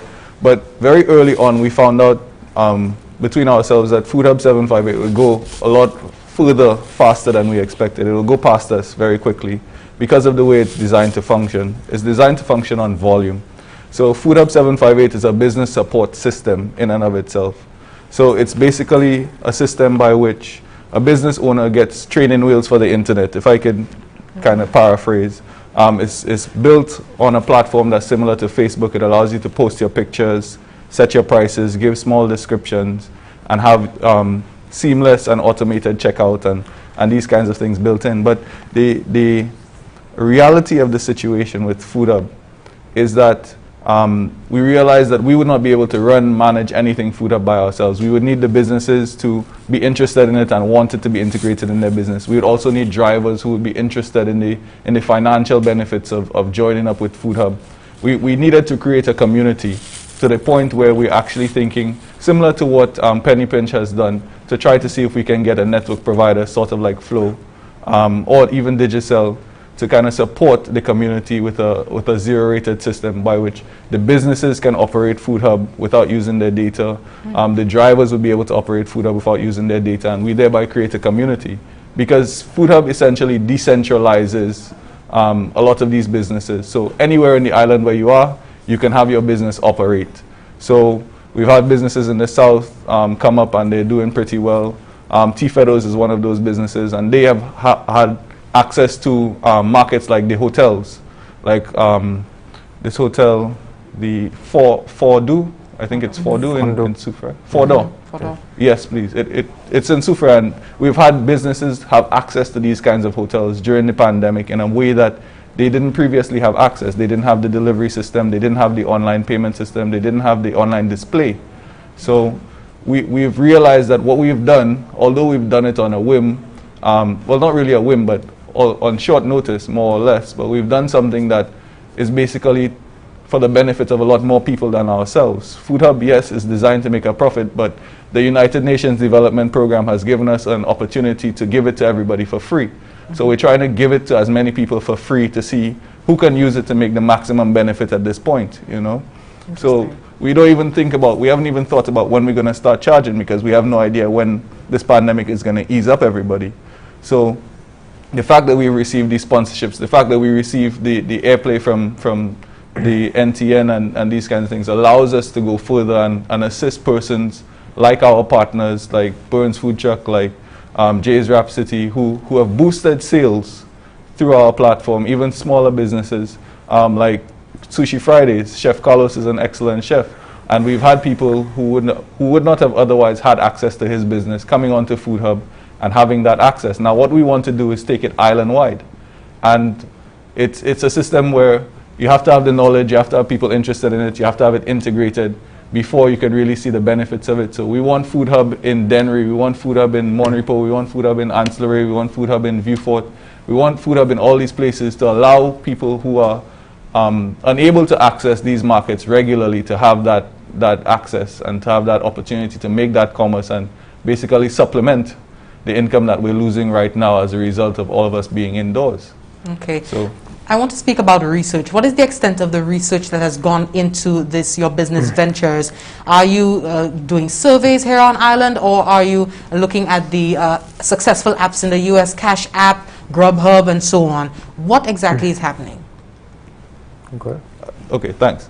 You see, the benefit of Food Hub is that our metrics are automatically collected from the orders that go out. So we know who our customers are, we know where they are, we know how old they are, we know what gender they are.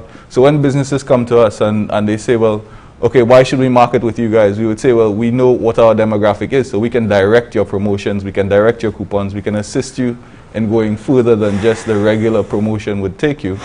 Because you wouldn't be shooting in the dark with Food Hub. We can tell you, well, we know in the north of the island, we have ladies between the ages of 18 and 35 being our demographic, and those are the persons who have the expendable income to engage in a luxury like Food Hub and to have that commerce go around. So we basically allow the money to make one more swirl before it goes elsewhere. Anna?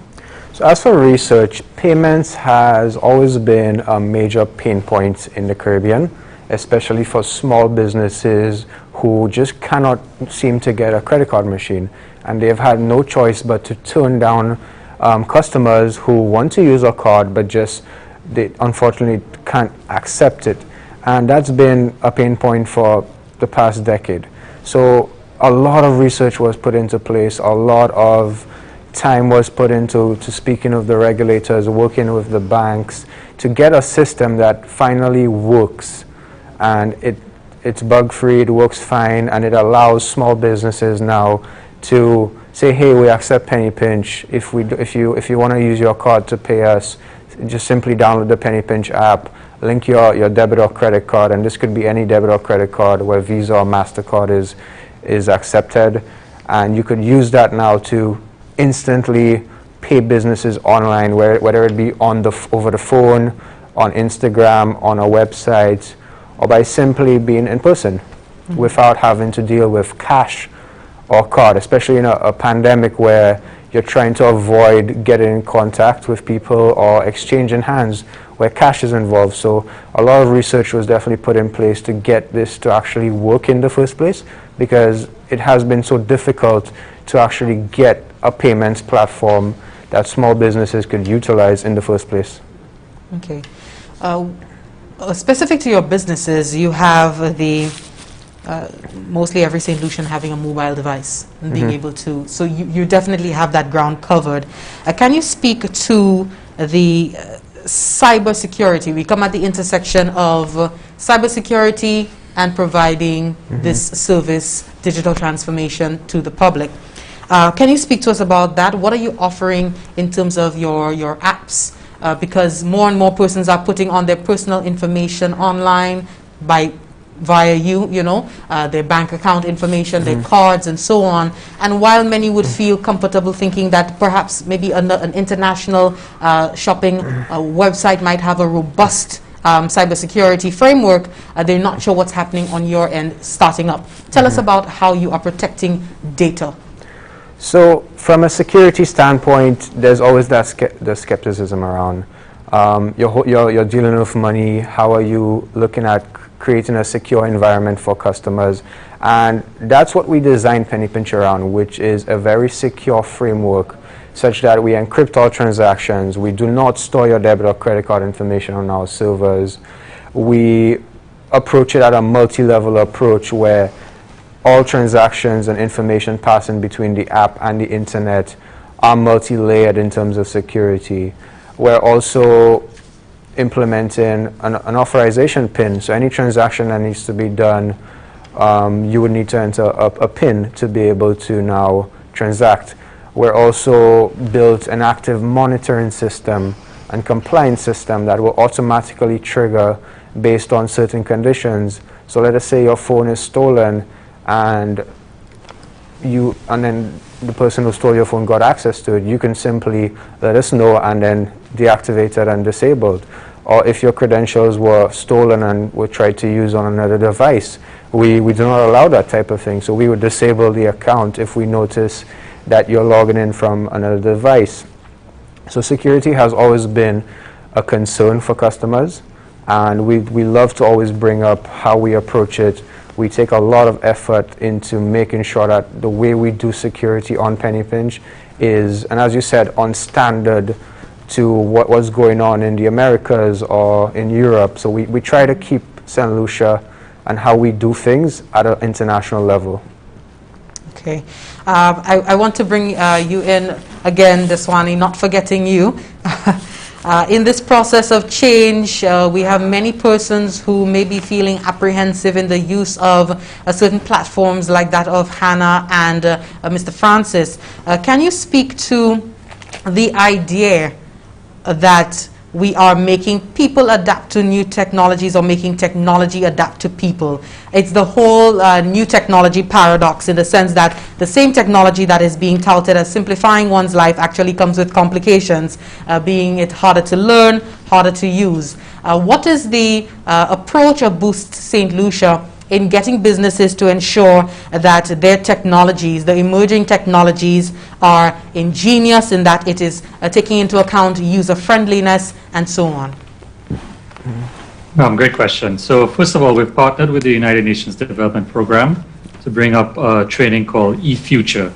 That eFuture guideline will basically help you to understand technology, the use of technology into a business and how people can use it.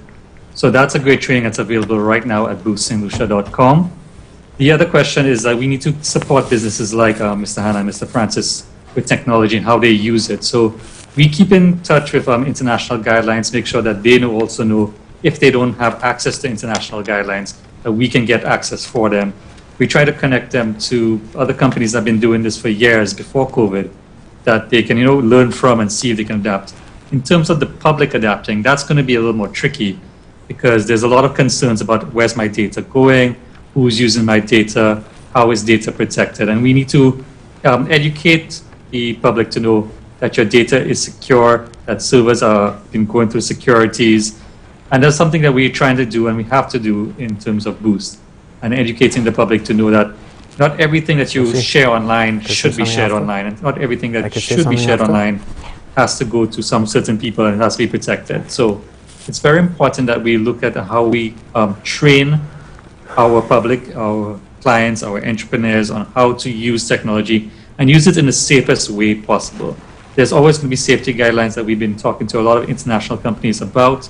So we keep trying to adapt, keep trying to change.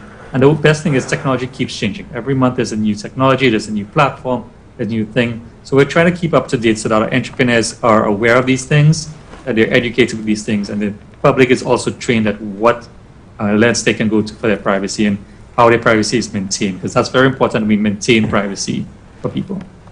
Okay. Hannah, you wanted to get a word in? So apart from just security, it also comes down to trust. For any business entering the financial services sector, like how we've done, there's always the trust of, where's my money going? Is it secure? Are you just going to disappear with our money? And that's why financial services need to be regulated by the local authorities in St. Lucia. And we're happy to say that Penny Pinch is licensed and regulated by our local FSRA, which is the Financial Services Regulatory Authority. So we bring that confidence to St. Lucians that we are taking the right measures at providing the type of service that we do, unlike others who may want to just come into the space and break a few rules here and there. Yeah, absolutely. Back to you, Dinesh. I wanted to ask, the BBC has indicated that an estimated 200 million people will lose their jobs due to the COVID-19 situation. The financial burden falls most often on those most vulnerable in our society. If you could just speak to digitization and how pandemics have accelerated changes to jobs being available to humans. How is Boost engaging businesses right now in terms of ensuring that we are keeping jobs and considering jobs, as well as the inclusion of technology? So the goal for Boost is always to maintain and create new jobs as well as keep the economy going with the entrepreneurship. What we've done, our goal is always to look for new innovative ways that we can do business, how we can adapt to certain situations. COVID-19 obviously has provided a roadblock in how we do business, how we communicate.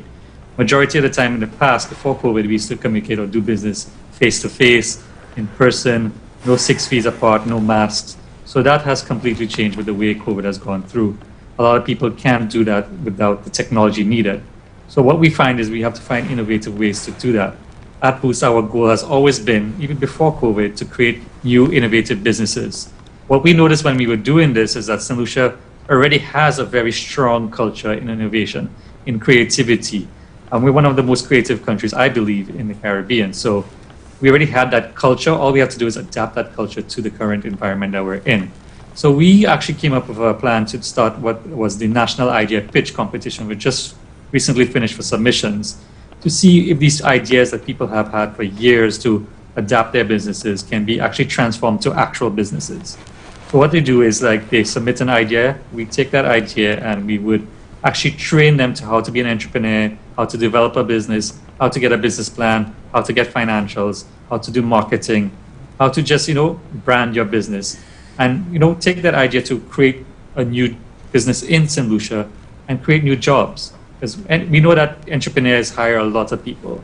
And we know that small business is the heart of St. Lucian business. So we need to find ways to create new businesses that can, hire new people. Because every business would need an admin staff or something like that, or needs, marketing, consulting, and all these things. So we try to find innovative businesses that can adapt to the COVID environment right now. And we've gotten some great submissions, I could say, that came in. And hopefully soon we'll be announcing the top 5 that actually go into a business development plan that is planned for the month of March. So that's one way we're doing it. Another way is we're trying to adapt people, again, with the training. It's very important that the training for technology is done because we have no choice right now with COVID to adapt to technology, to adapt to the new norm of what businesses need to be. There's no reason that we might not go back, but it's good to have that arsenal, that tool to have for businesses to know in case of a pandemic, I can actually use WhatsApp to reach my clients. I can use Food Hub to get food. I can use Penny Pinch to pay. So these are things that we can do often, and we try to support that at Boost. Okay. Francis, what sort of businesses in terms of micro, small, established, what sort of businesses are attracted to the app platform right now? I would say the businesses that are affected most are the ones who are most attracted to our platform. So businesses who would have had to close early and they don't see these additional revenues that they would have gotten through the late night traffic. Even small, I would say a lot of different businesses. Right now, Food Hub was initially designed to attract the smaller to medium-sized business, but we've had larger businesses approach us, and we are trying to generate innovative solutions for these larger businesses because we understand that we are getting to the point where we can almost offer instant gratification to our customers. So we've spoken to businesses that deal in alcohol for certain promotions to have certain things like you have vodka and orange juice delivered to you while you're on the beach, while you're at a party. You can have your entire party catered by a Food Hub. You have certain promotions like, let's say, wines and cheeses. So you have a Thursday night package. Every week you know that at 7 o'clock, Food Hub car will come up and then you get your bottle of wine, you get a nice set of cheeses, some meats. So the business itself is very versatile. Food Hub is just the platform. It's the creativity of the companies that makes it what it is. So we've been approached by a lot of different businesses with different ideas, that some that we hadn't even predicted prior to starting Food Hub. And I just wanted to touch back on the cybersecurity point. I know I'm just drifting away just a little bit. No problem. But Food Hub, we deal with cybersecurity in several different ways. So initially we thought, okay, online payment, do we want to have a payment system that's built in, or do we want to use a third party? Now, in our view, PayPal already processes the payments of 300 million customers. They have the most cutting-edge security, and in our minds, it was a no-brainer. We need to integrate PayPal to ensure that we have the best and most secure payment system. As far as our own system is concerned, the information that for your cards and whatnot that goes through Food Hub, we never get that information whatsoever. We never have that. It goes directly to our third-party processing providers, and we don't have that. So you never worry about somebody from Food Hub stealing your money on your card or anything like that. It's impossible. We might know how many burgers you buy a week, but we'll not know how much money you have on your card or anything like that. So we also take cybersecurity quite seriously, and only the persons at the top tier of our administrative system would even be able to see the personal information, the locations, the numbers of our customers. Because we know our primary group is women between 18 and 35, as we said, and we know that is a very vulnerable group. So we want to ensure that our name is held with the highest esteem when it comes to the service that you get from our drivers and from our partners who already have a high level of service, but just to ensure that it's transferred to the customers, that service. Most certainly. Francis has made it abundantly clear, the age group and all of the demographics and so on. Hannah, what about you? The range of businesses that have been attracted to what you're offering right now, as well as the clientele who've been drawn to it. So we attract a diverse range of businesses, to small businesses who are nail techs, barbers, or do hair, to major corporations like KFC, taxi, and all your major stores at the mall. So it's really different, and we provide solutions that are different but similar to the different types of businesses. For smaller businesses who just have struggled to accept payments, they really love that they could just go ahead and accept payments directly to their bank account. For the major businesses on the bigger end, they like the fact that they get a competitive rate to accepting payments, and they also now have the ability to accept payments online, whether it be over the phone or through Instagram or through a website. So the solutions are different to the types of businesses, but in the end it really comes down to how easy it is to accept payments from a customer, whether it be in St. Lucia or in the US or from another island. That's really the pain point that we've solved. Okay, we are due for another break. I know you viewers are curious. You could go onto the Play Store, the Apple Store as well, and go on and download the Penny Pinch app and the Food Hub 758 app as well, and just go through the application, familiarize yourself, and see if it's something that you're interested in. We definitely are going into a space of a contactless world, being able to make payments with ease. So stay tuned. While you stay tuned, go and download the app.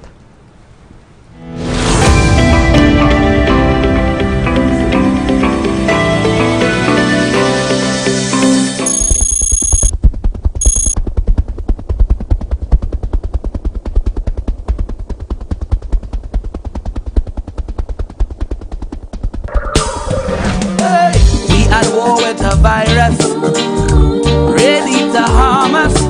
Panic is not the answer. We can win this together. Often use hand sanitizer, better yet use soap and water. We must protect each other if we are to beat this corona. Together let us win this war.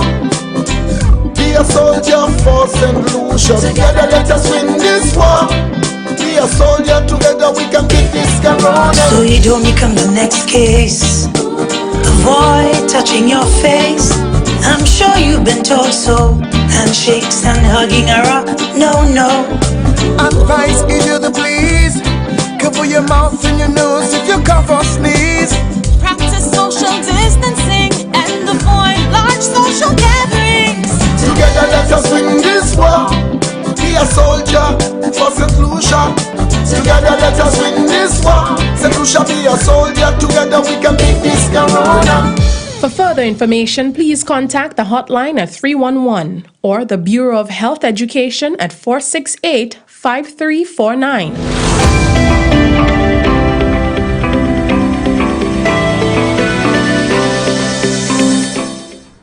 Thank you so much for staying tuned. We continue with the NTN Home of Independence programming. We're smack dab in our panel discussion, Adapting with Technology. And I have in studio two entrepreneurs. We have David Francis, a co-founder of Food Hub 758, as well as we have Martin Hanna from Penny Pinch, the Penny Pinch app as well. And joining us via the Zoom is Mr. Dinesh Daswani. He is one of the program coordinators for Boost St. Lucia.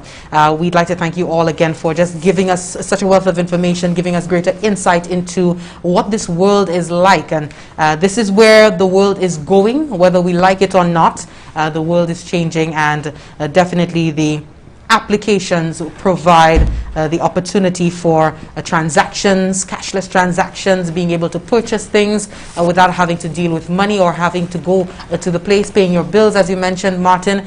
These are all opportunities now afforded to the St. Lucian public thanks to these mobile apps. I want to get a bit wider in that conversation.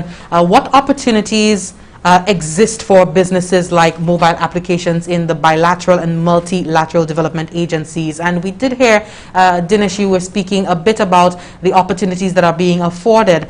We know that there are various digital spaces, and St. Lucia, for instance, as a small island developing state, would not have as much control as compared to a larger country, perhaps like the United States, in terms of sovereignty and so on. But there is definite need, as you mentioned, Martin, the need for a regulatory framework for data protection and even to guide the applications that are springing up right now. I don't know if you want to weigh in on that, Dinesh. It is something that we have looked at at Boost, and from a government standpoint, from policy. So it's something we're discussing right now. But we've also partnered with Chitech, another company that's in St. Lucia that has international reach. And in terms of protecting data, in terms of technology, we rely on them to advise us on what's going on in terms of the technology. So Chitech has been a great partner with Boost in that process. Okay, wonderful. And now back to the apps. Talking productivity, how do we measure productivity? That is something that I would love to ask every sector, but since the two of you are here, in terms of your staff complement, many persons, I guess, would be working home during the lockdown and so on. That is something to take into consideration. How would you measure? Is there any way in terms of taking into consideration digital transformation, encompassing and measuring productivity while working remotely? Sure. So I'll start. Penny Pinch as a business and not just an app was designed to make things very efficient for the founding team. So as much as we do have a physical presence at the JQ Mall, I mean, for the past few weeks during our lockdown, we have been able to operate fully digitally without no issues at all. And that's how it was initially designed, even before COVID, to allow the entire team at Penny Pinch to access one another, whether it be via Slack or WhatsApp or Zoom, and to get a central dashboard that we've built for the team to allow them to do things such as customer support, compliance, reconciling, accounting, all done in a very efficient way. And as I mentioned previously, we've done a lot of designing around ensuring that as many things can be done automatically by the computers and whatnot, rather than having humans depend on performing any tasks. Okay, wonderful. And it's about that time, lunchtime, right, Francis? Yes, and I was just thinking I haven't had lunch yet, so I'm going to order something via Food Hub 758 to show everybody how quick it is. I'm just going to go to the app now. Martin, can I offer you a burger? Sure, I'll get a veggie burger. Great. So I'm just going to go to the menu. I'm going to have... You do deliveries as well? Yes, of course. It's going to come directly Dinesh can join in? Of course. But Dinesh would have to order himself because the driver would need his location to get there. Ah, understood. Well, he has his phone out. Okay, sure.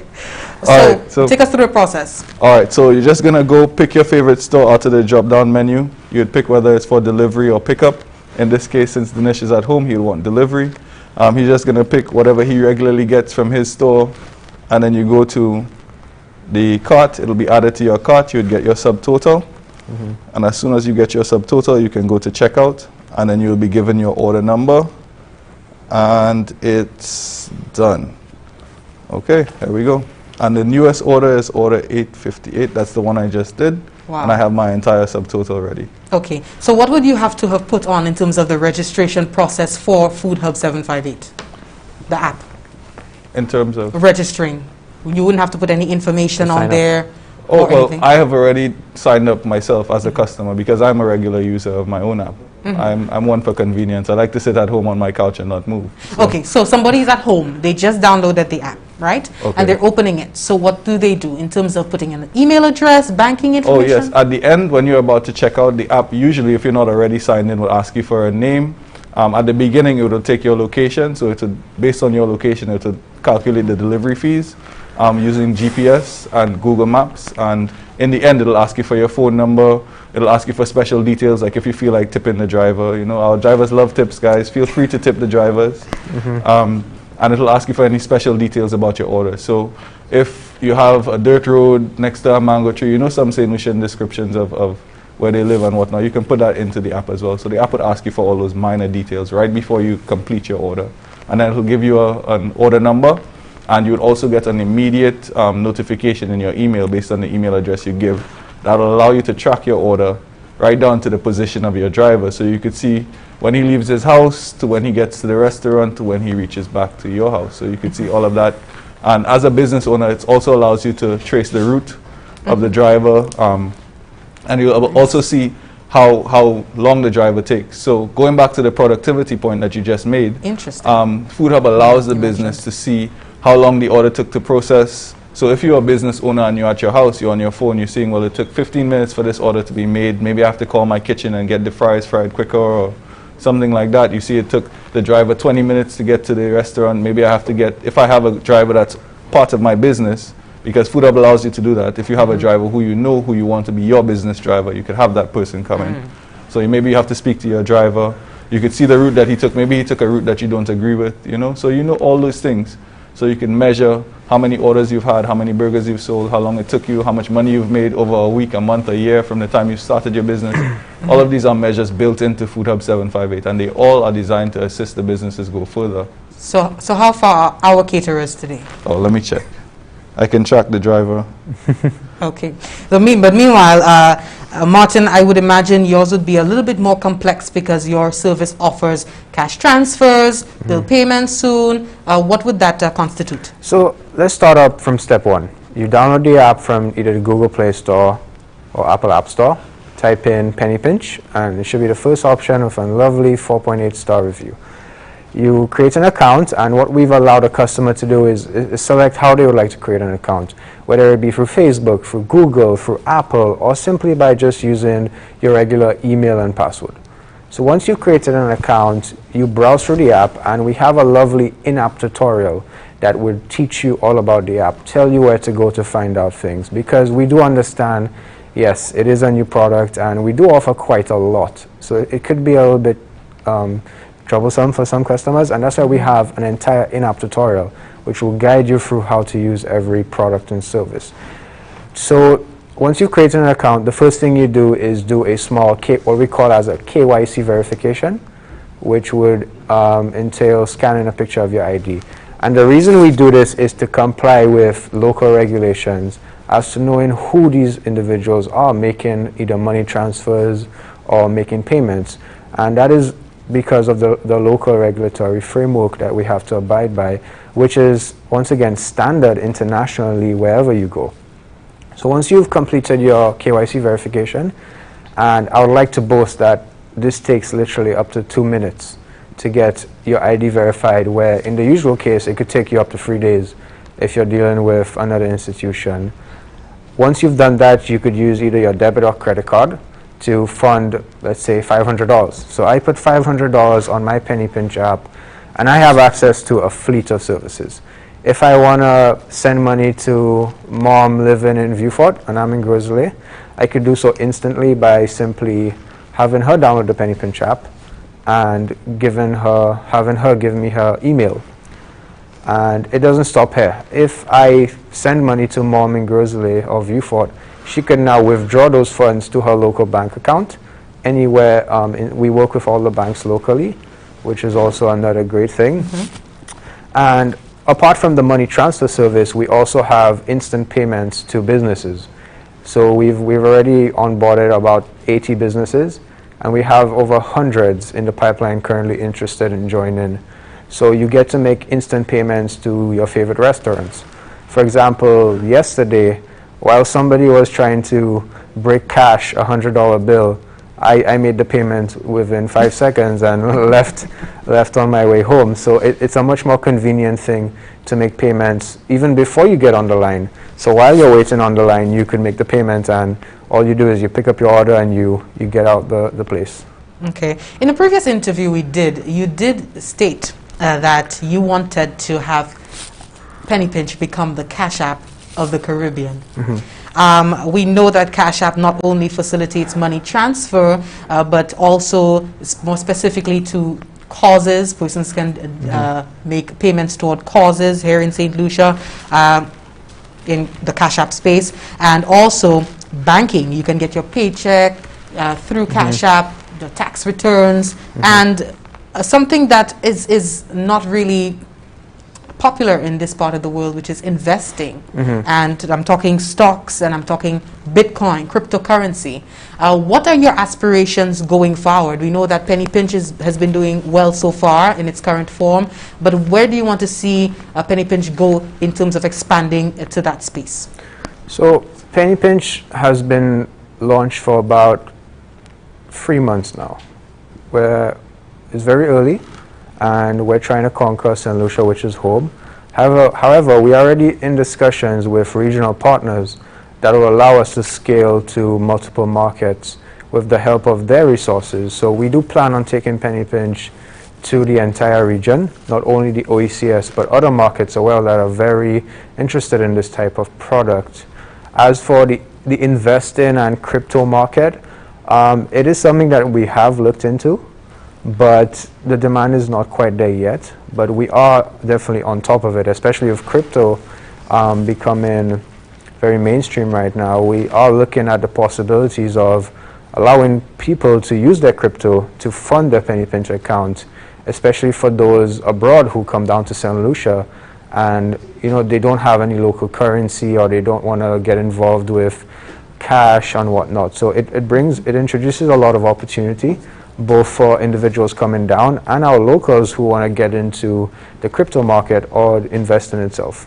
Okay, and I was just thinking in terms of where the government of St. Lucia has headed in terms of DigiGov. Do you see any potential there in terms of being able to partner with employers as well in terms of providing paychecks, at ease, at just looking at your phone and seeing your paycheck coming through? So great that you mentioned that. We're actually working with DigiGov. We're going to be meeting with them sometime next week to discuss the possibilities of collaborating. As for being able to accept your paycheck on Penny Pinch, that's actually something we're about to roll out soon, allowing you to tell your employer, hey, I want to get paid on my Penny Pinch account, and you simply provide them with the instructions. And in the end, what we want Penny Pinch to be able to do is to do everything that you can do with cash, whether it be paying your bills, sending money, paying a business, or even shopping online, whether it be Amazon, eBay, and whatnot. We want to get to that place where everything just works fine, and we've also touched on the loyalty part, and that's why Penny Pinch is called Penny Pinch. We've come a long way in terms of what our product is able to do, but what we try to incorporate is how can we help customers save money? And we've done so via cashback, via loyalty rewards, via exclusive discounts that you just don't get anywhere else but through Penny Pinch. Interesting. Dinesh, I just want to touch base with you again. It is, Francis and Hannah, they are in the fortuitous position, having their businesses up and running in time for this unexpected blow of the COVID-19 pandemic. Can you speak about the culture that is essential for businesses right now, and these two businesses that we're featuring here today are entrenched in the digital space, but there are businesses that offer other services that you could walk into a store on a particular street in Castries who would not have necessarily thought of getting in the mix in terms of the digital transformation age. Can you speak about the culture, the sentiment, the thought process that business leaders need to have at this time in the post-COVID world in order to succeed, to drive real change with digital technology at this time? So here's a good thing about St. Lucia that I love. We're a resilient nation, as our independence theme says. We're very resilient to change, very resilient to adapting. So that's the first good thing that's good happening with St. Lucia. A lot of people need to get into the technology, need to get training. We have that training on Boost, which I mentioned earlier. But the most important thing, the goal that we have is to get people to reach the level that Martin Hanna or Mr. Francis has reached, where they've adapted and they've had the technology to adapt to a new environment, a new business world, a new ecosystem, if you might say. So that's important to help the mom and pop shops, the brick and mortars, to get to that point. And that's where Boost comes in. We want to help with that support. We want to train into the new technologies that are available to, develop your business from maybe a brick and mortar to a virtual transaction. So that's where Boost comes in, and we're really trying to focus on that. We're also trying to focus in maybe future later down this year is on the grassroots. Because there's a lot of people, like especially vendors. I find vendors still have to depend on that one-on-one interaction in person, and that's what's been hurt most by COVID. How can they sell their products online? How can they sell their products through the internet or sell their products through maybe a virtual platform? And that's what we're trying to look at for small businesses like vendors, like small businesses that just are not able to reach their clients right now because of COVID, because of all the lockdowns. So that's what we're trying to do later down this year, and that's very important to me, especially important to Boost, to help the small businesses reach that goal of technology. Our goal is to see more Martin Hannas, see more Francises come up, see more innovative businesses being created, as well as support the old brick and mortar businesses to adapt to technology. It's not going to be easy. We understand that. We know a lot of people have the ability to not always go to technology quickly.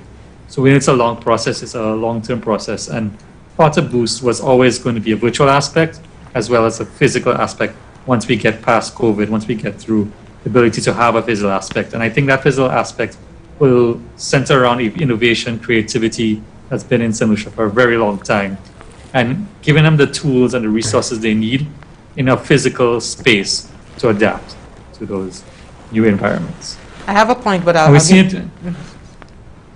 seen it already with Sir Arthur Lewis, who is now creating an innovation lab at Sir Arthur Lewis, and we've seen the students being trained in an innovation lab. So as soon as they come out of Sir Arthur Lewis, they're ready to adapt to technology. Okay. I have a point, but I'll give the floor to you, Martin. Yes, so as Dinesh mentioned, the vendors, these are the ones that are quite vulnerable in terms of not having the access to those types of services. And we're actually now working with the different sectors to create this cashless vendor program where the cashless market could hopefully one day turn into a cashless system, as you may see in China, where they've completely transitioned to a cashless society. So we're actively working to try to help these small vendors, whether it be trying to sell small chains to the tourists or those in the cashless market, to now get access to a simple cashless system that just works. Okay. Francis, what would that take? I want to go venture even beyond the vendor to the farmer. What would it take to incorporate the producers in the food hub application? I think our greatest challenge would be the education aspect of it, because you would see a lot of persons like the vendors, in my view, they might not have the background in technology, they might not have an accounting background, they might not be able to maybe list their products very well. So it will be the training aspect of it, using the platform. They might not be avid users of other platforms like Facebook, which are very similar to Food Hub 758 and would give you a basis. So if you're a Facebook user, our ease of integration will allow you to basically adapt to Food Hub very quickly. But when you're talking about grassroots people, rural people like farmers and vendors, these persons are not usually educated in the internet very well. Maybe the younger farmers may be, but the older farmers would not be. And you have persons who are very staunch in their current system. They may have been farming or producing in a particular way for the last 20, 30 years, you know, and they know, well, after you farm the cucumbers, you put them in the clear plastic bags and you take them to a particular point in town, and that's where you get the revenue from selling wherever you sell. But or to the hotels or the supermarkets. Or to the hotels or to the supermarkets. But breaking them out of the traditional way that their business works is our most difficult task. The education is what we're at Food Hub 758, that's what we're struggling with right now. Getting people to see the value of it and getting them to use it properly. You know, that to me would be the most difficult thing, because you're trying to change a mindset. Yeah. You know, and that's where it really is, the effort. Dinesh, any merit in perhaps an outreach to these communities? I know the Department of Innovation has already partnered with the Department of Education in terms of ensuring we can get the persons in the community who may not have devices at home to be able to go to the IT centers nearby and be guided. But any merit to that in terms of developing their business? I'd like to say that's a great partnership between the Ministry of Education and Ministry of Innovation. We've been helping support that as well. But I think it's very important that, as Mr. Francis said, education is probably the hardest part or the most challenging part that we have to get. And we're hoping to do a grassroots program at some point with Boost, where we go directly to these farmers, these vendors, these people in small communities like Choiseul, like Anselary, like Soufrière, like down in Dennery, to actually speak to them and see what they need to get to the next step of technology. So whether we have to bring in a consultant, a mentor, and mentorship is very important when it comes to business. So what do they need, what resources they need, how can they get to the next step? So we have to actually investigate and see, because not every business is the same. Even if you might be in the same field, you might be in a different way to adapt. Your adaptation process might be different. So we have to see what goes on, and that's where the grassroots program comes in. You have to do it almost on a one-on-one basis or a group basis to see what these kind of industries need. But there's a lot of merit into educating them, because the technology, even if after COVID may be cured, there might be another situation where we need to use technology. And technology is also efficient, and it doesn't just reach your local market, it also reaches your regional market. So someone in Trinidad has never tried one of our famous dishes, like our bean pig and saltfish, they can actually get a chance to have that delivered to Trinidad, or something like that, where a farmer has a special mango sauce that he can actually provide that to Barbados, to Grenada. So it doesn't limit you to anymore. Technology doesn't limit you to just St. Lucia. You can actually go through the region, you can go to America, you can go to Canada, you can go to UK. So it's time we adapt and we actually open our markets up to these possibilities. Okay. And Boost is supporting that. Yeah, I wanted to add to that the Prime Minister, Honorable Alan Chasney, did indicate that some businesses, unfortunately, will not survive, this pandemic situation. They have closed in the last few months because they've not been able to manage being under such pressure.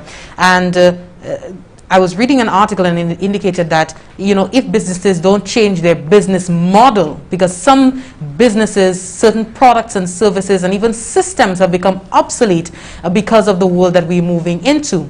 Dinesh, if you could speak to the significance of perhaps adjusting a business model, because sometimes some businesses may be active and trying and struggling, but the inevitable is clear. So the importance of perhaps adjusting the business model or changing it altogether to be able to stay afloat. Yes, we have a keyword that we use in a lot of our entrepreneurship training. It's pivoting. So right now we have to look at pivoting as being the essential thing for businesses to do. So that means changing your business model, changing the way you adapt, changing the way you communicate with your clients. So that has been a very important thing that we've been focusing on. A lot of the entrepreneurs that reach out for support is, where can I now find an avenue to make revenue versus now I cannot make revenue in this avenue. So pivoting is a key thing that's going to be discussed in a lot of our meetings, a lot of our panels that are coming up. And I think businesses need to do it, because that's just how the situation is moving, how the world is moving. We're a little behind, because I could see that has been happening in the States, in the United States and UK and Canada, that pivoting has been something where businesses are now adapting to technology. So we're trying to catch up, but we're getting there. And the good thing is COVID kind of pushed us to get there faster. That's good. I know a lot of businesses have gone out of business. So how do you change your business model and how do you adapt to something maybe that works, that doesn't work before? So all these things are part of our training, part of our scheme to come forward, moving forward our programs. Okay.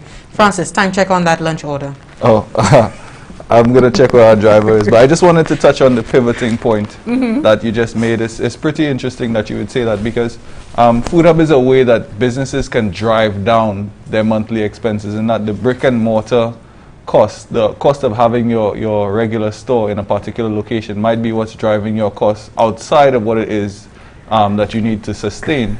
So Food Hub 758 creates the opportunity for what in the US and the UK have become called ghost kitchens.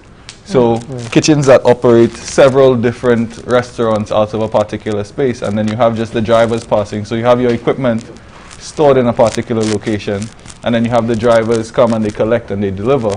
But the restaurants, nobody has to know that you have 3 restaurants operating, giving different services, different tastes in that particular space, and they can do so because there's no need for the customers to have seating and those kinds of things, because it's changed the whole environment of business. So pivoting, as Dinesh just said, is pretty important for businesses.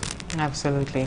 We're going to take a break right now. When we come back, we're going to get into the final segment of this panel discussion, adapting with technology. We have 2 mobile app founders, Penny Pinch as well as Food Hub 758, and we also have on the Zoom Live Mr. Dinesh Daswani from Boost St. Lucia, a resource hub for entrepreneurs. So stay tuned. We're getting into the final segment right after this break.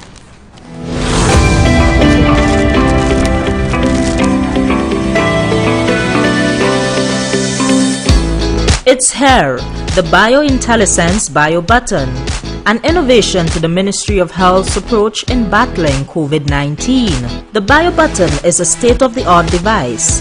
It supports people keeping regular checks of signs of possible COVID-19 infection while placed in home quarantine. It monitors temperature, heart rate, and respiratory rate. It is very simple. Just link it to your smartphone and place the button on your chest. It's that easy.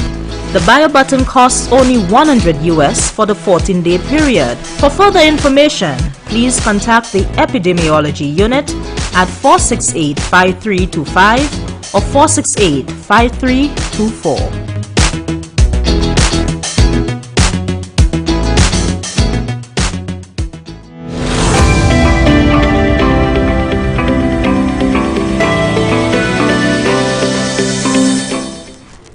Thank you so much for staying with us. We're down to our final segment of this panel discussion, adapting with technology. We have 2 business owners, young business owners here in St. Lucia, co-founder of Food Hub 758, David Francis, as well as founder of Penny Pinch, Mr. Martin Hanna. And they've been speaking to us so far about their business, the response to it, how they're operating, and how they are moving about in this space, quite fortunately for them, where we must adapt to technology. We also have on the Zoom Live Mr. Dinesh Daswani, and he is program coordinator at Boost St. Lucia, a resource hub for entrepreneurs.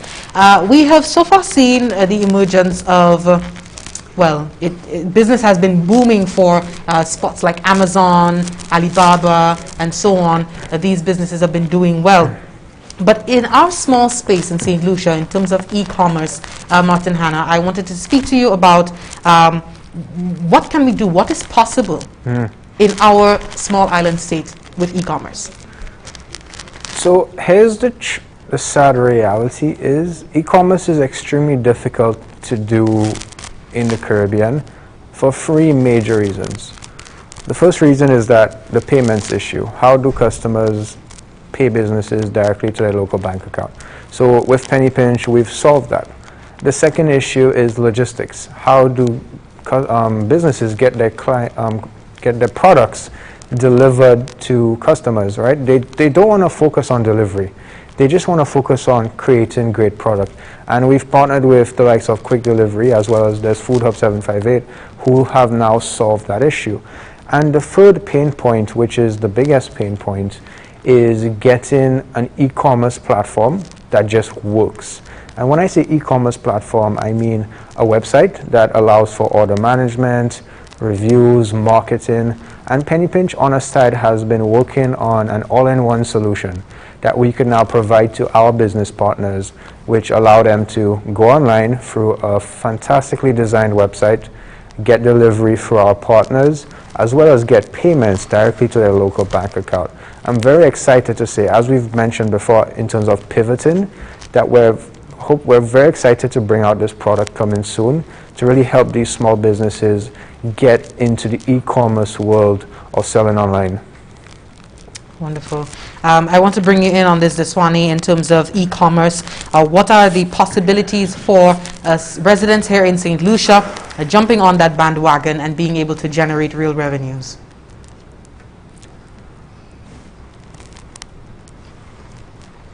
Deswani? Yes, I'm sorry. Can you hear me now? Yes, I can hear you now. Perfect. Okay. What was the question? Sorry. It was, well, I was asking, what are the possibilities that exist for e-commerce here in St. Lucia, us moving away more from the brick and mortar and businesses just starting up from scratch, even tapping into e-commerce? So we started with technology like Penny Pinch, and the other one that's there is also Squeeze Cash. Those kind of companies are helping us adapt to e-commerce and helping us get to a point where we can go to a cashless system.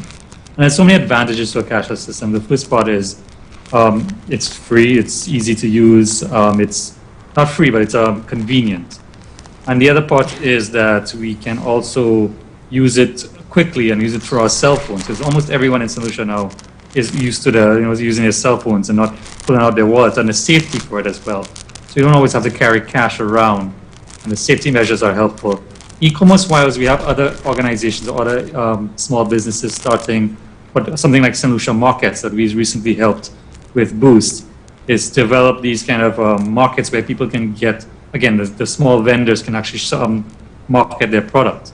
So those kind of things are starting to show. We just had a recent discussion about that with St. Lucia Markets, showcasing that they can actually take a business in, say, Chozelle, and have them actually deliver a product from Chozelle to Groseille by just ordering it online. E-commerce is something that's still very new to St. Lucia. I mean, we already have the environment where we order from Amazon, we order from online, we buy clothes and stuff like that. But we need to look at e-commerce as well as being stores from St. Lucia. How can stores like the brick and mortar stores adapt to platforms in St. Lucia where it's not as hard to get on Amazon? Because a St. Lucian business cannot get on Amazon right now because we don't have the ability to do so. So these are things that we need to develop, like St. Lucia Markets, to help people get the products they want to have and buy it online. Also, content creators and the quote-unquote influencers that are emerging from the various islands, especially in St. Lucia, we have quite a few influencers and content creators online. How are we getting these persons to identify the business, the value of their presence online?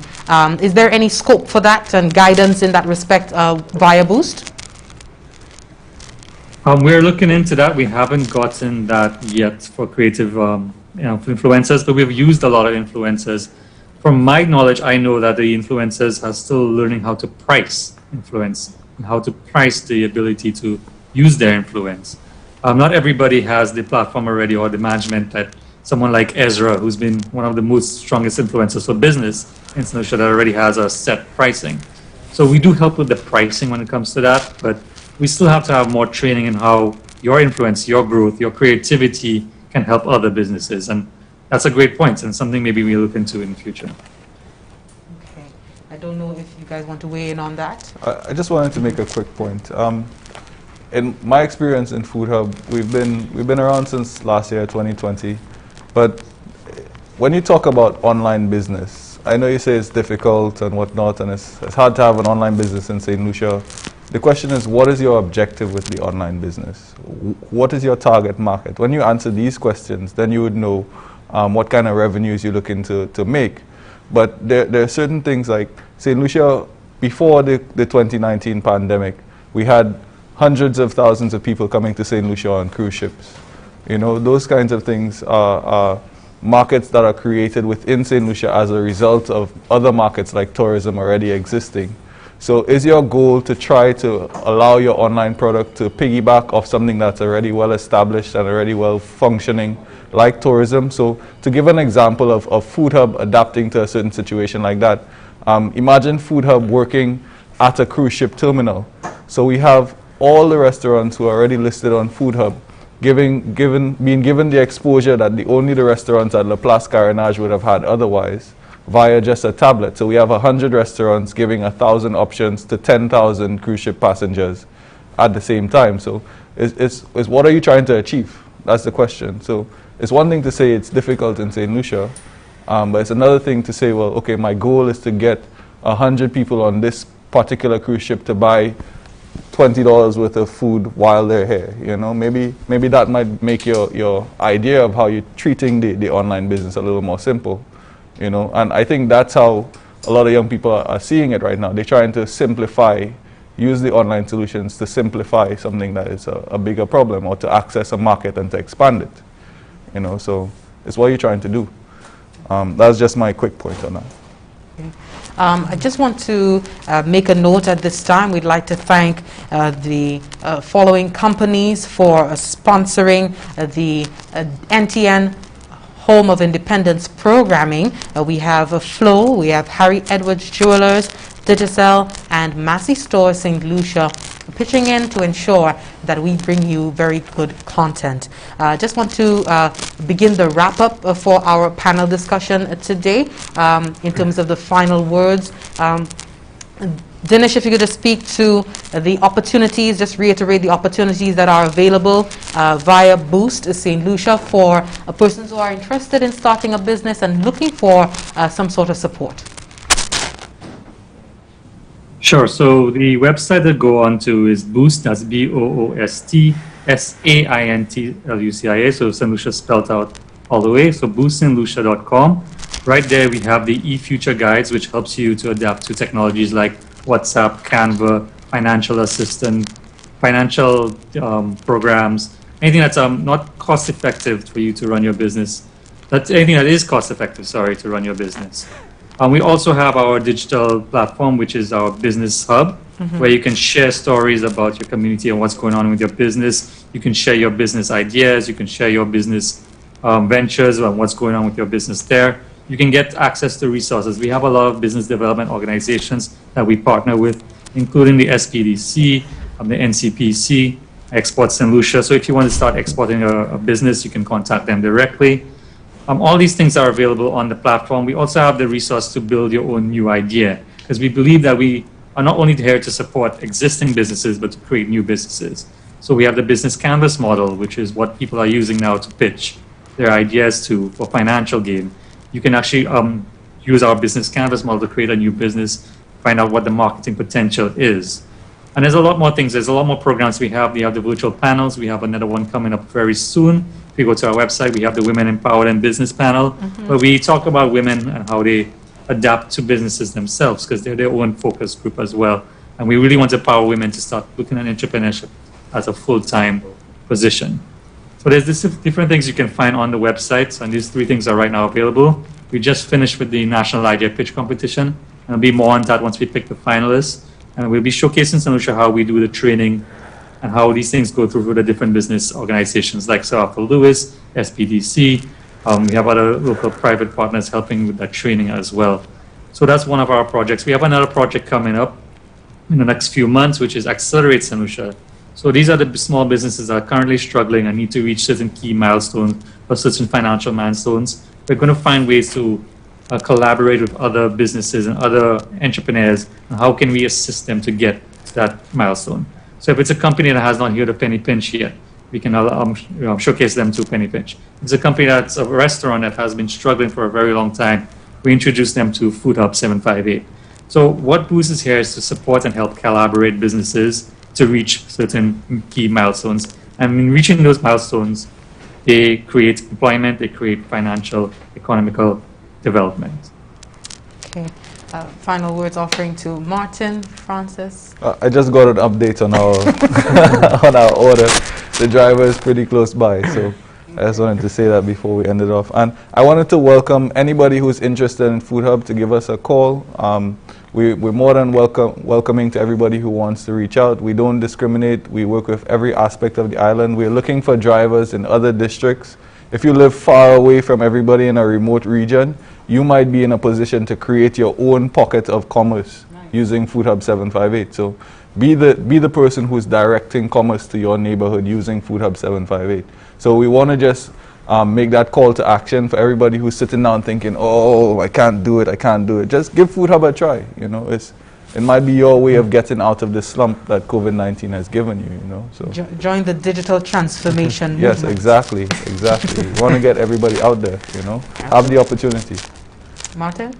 Yeah, sure. I mean, we solve 3 major pain points. You don't want to go and wait on long lines to receive money. You want to be able to pay businesses online, and you want to be able to save money, whether it be through cashback. And that's what Penny Pinch is here to solve. So I'd like to introduce everyone who has not heard about Penny Pinch to the Penny Pinch app. Simply download it via the Google and Apple App Store, create a free account, and within minutes you'd be able to send money to family within the entire country, or receive money from the US, UK, or Canada, as well as be able to now pay a business without having to worry about cash or coins, or simply the time that it takes to you know, complete a transaction, and now it could be done in seconds. We'd like to thank you all for sitting in on today's panel discussion. Definitely a wealth of information, insight from you guys having your business do well in the last year, and having persons sign on to just have more of a contactless space that we're in right now. COVID-19 has definitely demonstrated the importance of digital readiness, and we do hope that after today's panel discussion, if you weren't convinced before, that you are now convicted to ensure that you begin the process to adapt with technology. It doesn't matter how old you are, how young you are, you may feel like you don't need the service, but sooner or later there will come a time when these various technologies will prove very convenient for you, and we do hope that you begin to familiarize yourself with it. In the meantime, you could go onto the Play Store, Google Apps, as well as the Apple Store to get the Penny Pinch app. I'm saying it right? Penny Pinch app and Food Hub 758. Yes, please. Go familiarize yourself with those apps. There are others as well. I'm sure on the Boost website you could go and see the businesses that they are collaborating with, right, Dinesh? That is correct. I just want to make one more quick point. I think we're a very resilient nation. I think the theme is perfect for the 42nd anniversary. I think we can, we will with all these technologies that we have. Absolutely. We can, we will, we have, and will continue to make many strides as we continue to contend with COVID-19. I'd like to thank you, Food Hub co-founder, Mr. David Francis, as well as Martin Hanna, founder of Penny Pinch, and you, Dinesh Deswani. You're not in studio, but rest assured, we'll have the food delivered to you wherever you are. Right, David? Yes. We'd like to thank you so much for joining the conversation. Again, waiting for the food to arrive. Right. So let's just make small talk before that happens. But we just want to let you all know that we do have more than just the government of St. Lucia behind us being able to bring you the NTN programming for independence. We have Flow, Harry Edwards Jewelers, Digicel, and Massey Store St. Lucia behind this, ensuring everybody's pitching in to ensure that we can have a good independence, and we can take things into perspective as we go into another year striving for better here in St. Lucia. I don't know if any of you would like to weigh in on, your thoughts about where St. Lucia is headed. We've seen so much happening in terms of COVID-19. Earlier on in the year, early on in 2020, we were contending the first and second wave of COVID-19, and now the third wave. How has your business been able to, just looking at those major timelines, been able to thrive during that time? It's definitely been a balance. I mean, our model depends on people purchasing at businesses, and with the nation locking down, it has been quite difficult to allow those customers to make transactions, and that's where we introduced the online payments, allowing them to do so virtually. So it has picked up, And it really comes down to a balance of having the economy open and also trying to protect the economy from those second and third waves that are currently happening. Absolutely. I also wanted to mention to you, Martin, speak about the collaboration of being powered by Digicel, as well as the connection that you have with the banks. Because just signing on to Penny Pinch, I didn't have to put any debit information or credit information. I put in my account number, and you have that list of banks that you're already partnered with. Speak to those relationships that you've been able to forge throughout your business. So as for Digicel, what's great is that they've zero-rated the app, meaning that if you use the Penny Pinch app while you're on an active data plan, it's not going to consume your data. Whether you're sending money abroad to receiving money, you won't be charged any data charges while using the Penny Pinch app. As for the banks itself, we've partnered with First National at the moment to allow us to expand into the financial infrastructure of not only St. Lucia but the OECS, and that allows us to basically disperse payouts to any bank in the OECS, whether it be you're a customer who's trying to withdraw funds or you're a business who's trying to now accept funds into your bank account locally. Okay, and we heard about your plans for the future. David, where do you see Food Hub 758 going? Of course, we have the 758 attached to the end. Yes, Food Hub is designed to be a local solution. Okay. Because the way we see it, we may try to go regional in a few years, but right now we just focus on home. It's designed to be something for us, by us, you know, with our own flair. So we want it to be cool. We want St. Lucians to have it and understand that it's ours, you know, for all of us to benefit from. So although we may look to go regional in a few years, Food Hub 758 is generally designed to be a St. Lucian solution. We have toyed with other app ideas. We're thinking about going into some games.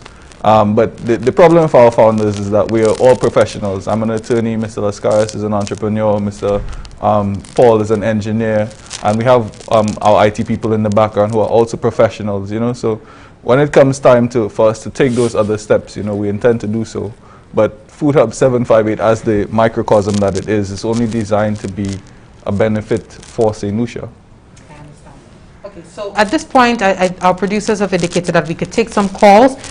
Just want to let you know you can call 468-2162 if you want to have a word of encouragement, a commendation to these two business professionals here, and also to Dinesh Daswani, who is the program coordinator at Boost St. Lucia, a resource hub for entrepreneurs on island. You can call in 468-2162 and give your 2 cents.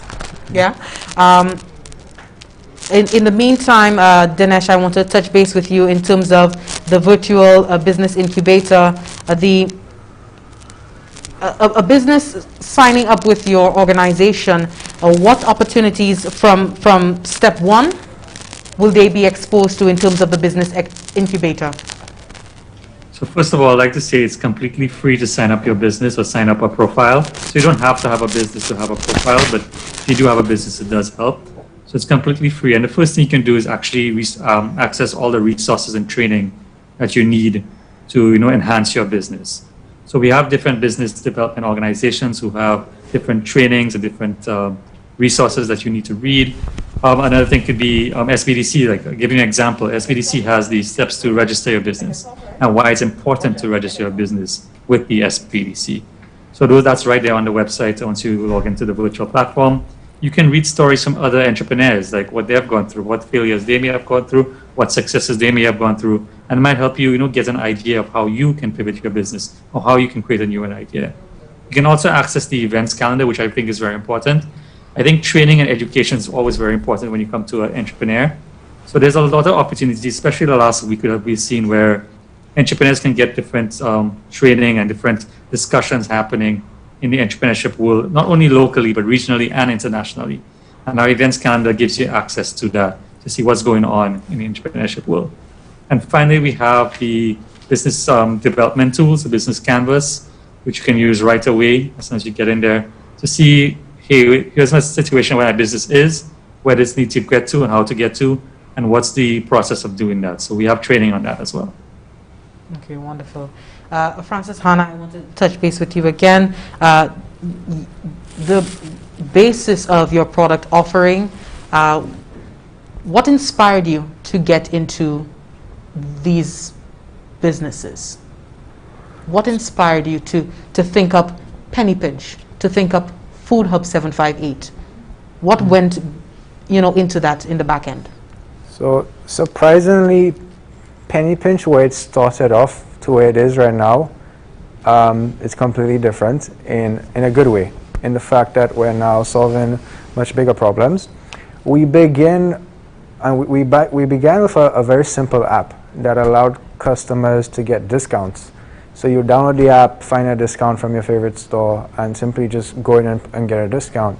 And that worked really well. And we noticed, okay, we're helping customers save, but let's also help customers do the actual transaction itself. And that's when we began to explore the business model of being a fintech company. And we did all the heavy lifting. It took us months and months of collaborating with regulators and banks to finally get into a place where, we're aspiring to be St. Lucia's fintech the food hub. is here. The food is here. Come through. Come through. And so we saw, just to interject, Martin, David, just by a few clicks on your phone, and here it is. We had lunch delivered to us right now. Yes. Food Hub 758 was a little bit different from Penny Pinch in that, like I said, we're only about a year old, and the idea came from many different facets. So there's a similar company doing something similar out of Trinidad. I also have a business in Trinidad. I'm often in Trinidad, and they have such a convenient service, a very similar convenient service. So it was a mixture between that influence plus we were on the beach, actually on the ramp shortly before the lockdown, and Jamani, who is one of our co-founders, he says to me, wouldn't it be cool if we could just tap and get a beer right now, Heineken delivered to us? And we're like, okay, well maybe, and I was like, oh, and I know of a company that does that in Trinidad, maybe we should try to model something off it. And then our other co-founder, the one who doesn't like to be named, she is in the background. She's saying like, okay, well I could develop this, you just have to get this, this and this and put it together, and we'll have things delivered as developed as a result, So Food Hub was just something that has come up over time, and Martin's Burger and our local juices and everything have arrived. Martin, you can go ahead, just within the hour. Within the hour, while on stage. Sure. We can. Wonderful. And we got you a juice as well. Everybody's been talking quite a bit. This food is brought to you by Jay's Rhapsody, one of our partners. Nice. And we'd like you to go onto the app, and everybody who doesn't know about our partners, check out our partners, because we work with the best. One of my favorite parts about this business is being able to go and do tastings. We do quality control before anybody else tastes this food.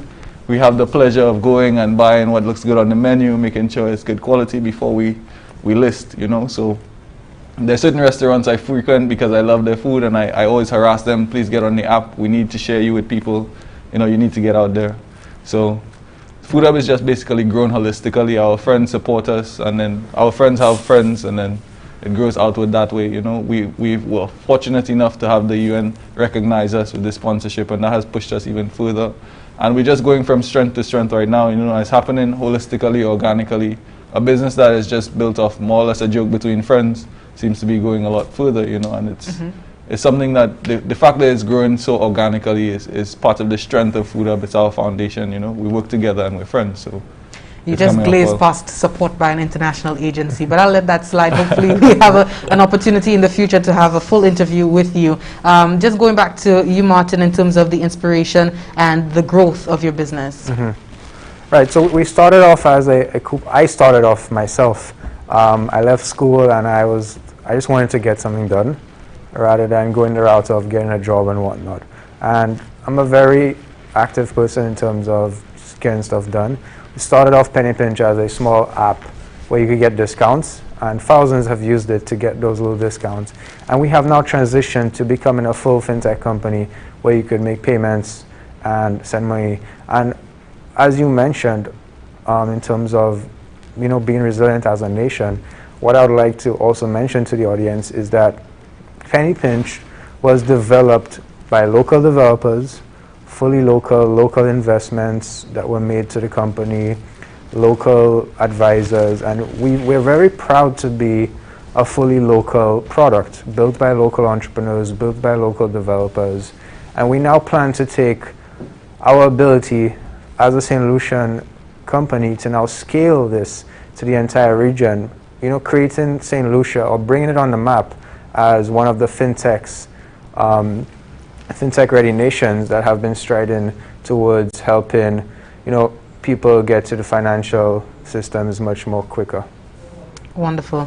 Well, we have come down in our time. I'd like to thank you both so much, especially Jay's Rap City for sponsoring today's lunch. We'd also like to let you in on the other entities aside from the government of St. Lucia that have been working and supporting the NTN Home of Independence programming. We have Flo. We'd like to thank Flo, as well as Harry Edwards Jewelers, Digicel and Massey Stores St. Lucia. We thank you all for your support in ensuring that the viewership, residents of St. Lucia and even St. Lucians in the diaspora can be part of our independence celebrations. Mr. David Francis, thank you, lawyer by day and co-founder of Food Hub 758 by night. We'd like to thank you so much for being here. Martin Hanna, co-founder of Penny Pinch, as well as, we've not forgotten you, Dennis Jaswani, program coordinator over at Boost to St. Lucia. Thank you all so much for being part of this panel discussion, and we encourage you viewers to ensure that you get on this bandwagon of adapting with technology. There's so many opportunities right here locally to do so, and as we adapt with technology, we show our resilience. We will, St. Lucia. My name is Jessie Leon, signing off for now. Do enjoy the rest of your day, the rest of your holiday weekend. And of course, hopefully we can meet you all again for Independence Day. Stay tuned. Bye-bye.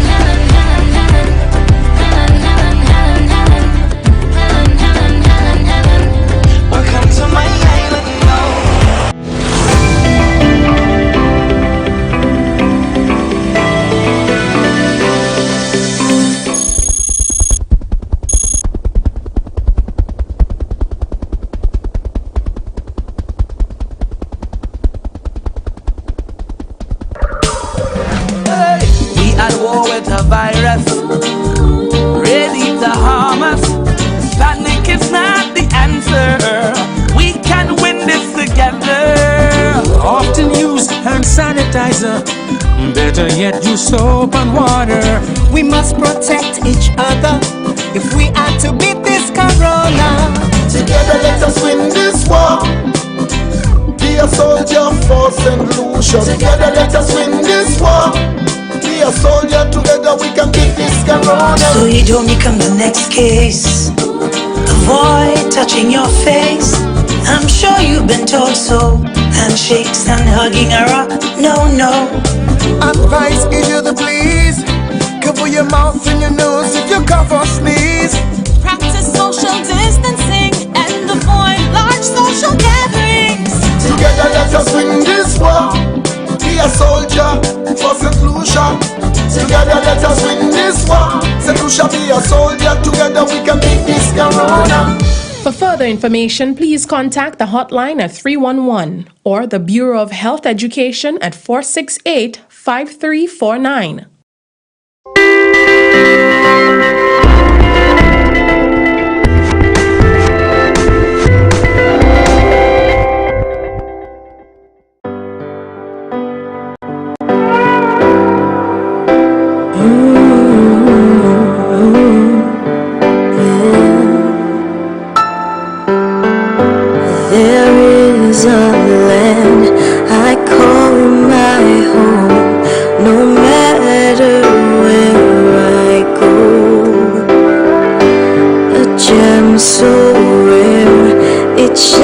So bright, eternal.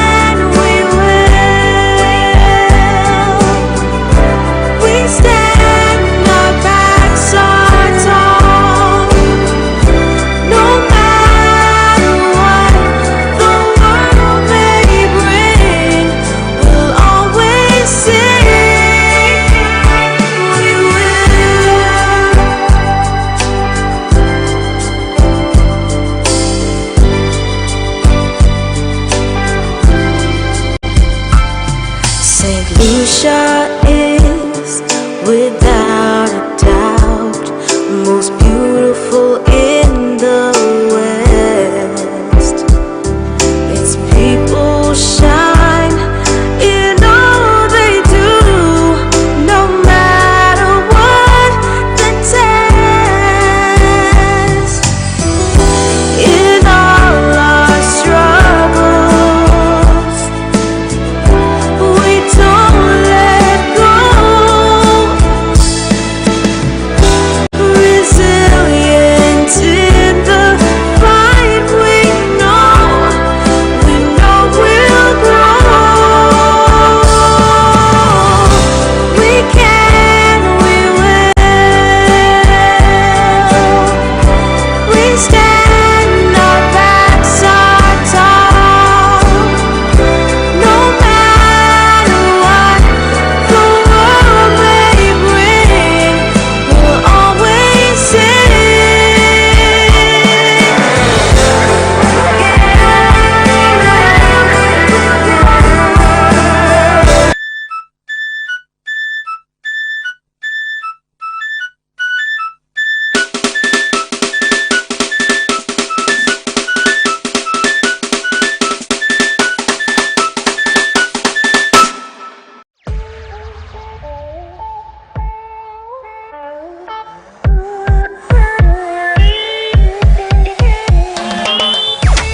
Hi there, I'm TC Brown, and first up, let me wish all my sistrens and brethrens on island and around the world, wherever you are, happy 42nd Independence to you. All right, St. Lucia, it's we come from a long way, and we're still going. Let's keep moving. Let's keep moving forward.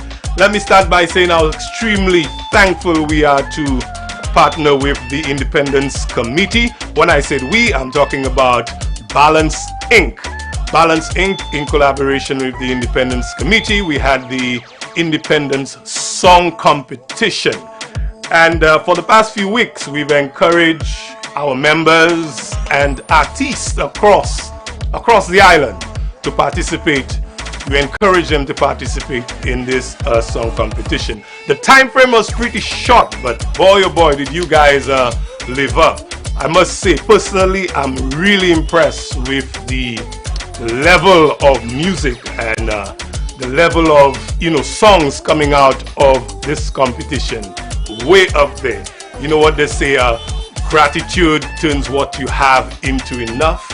I think we could slip that saying there, because we have a lot, we have enough on island. So I'm really proud of you guys, you artists, the producers, the writers, all who participated in this song competition. In the words of the president of Balance Inc., my good partner Blaze, we had some great songs.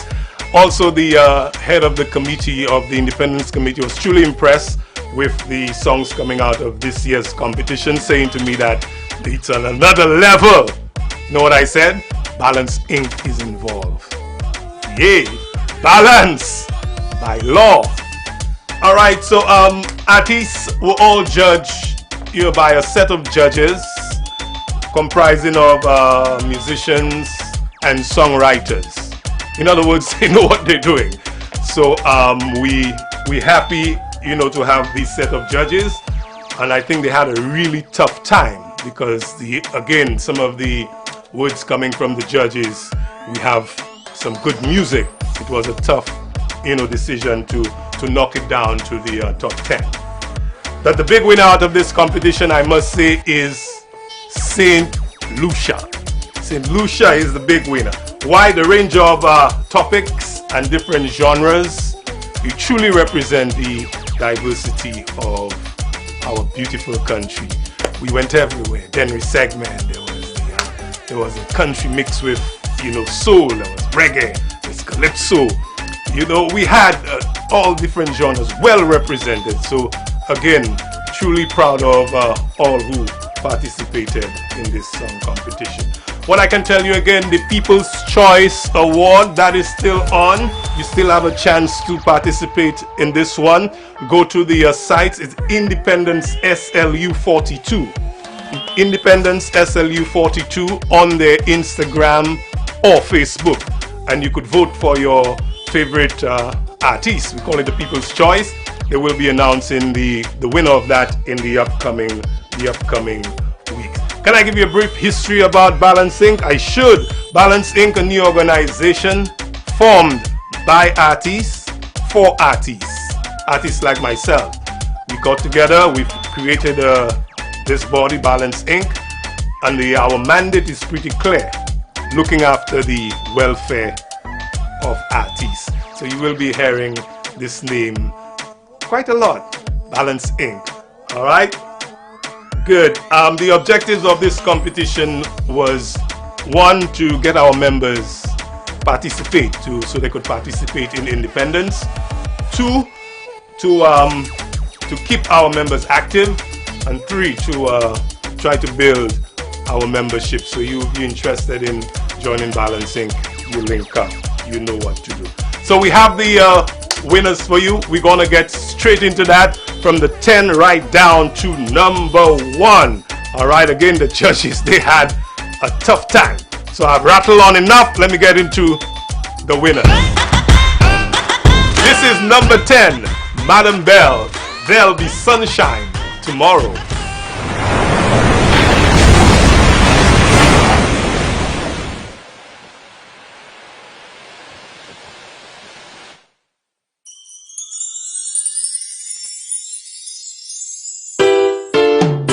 A resilient nation,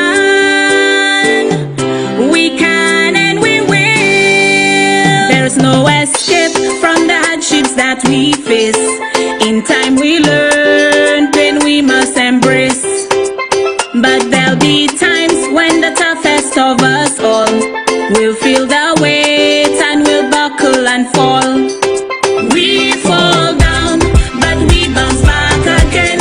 We learn from tragedy, we get stronger from the pain. And the storms will come for sure, we know, but the clouds will fade away. There'll be sunshine tomorrow. Tombe, me viwe leve, tout moun ensemble nous kay avancer.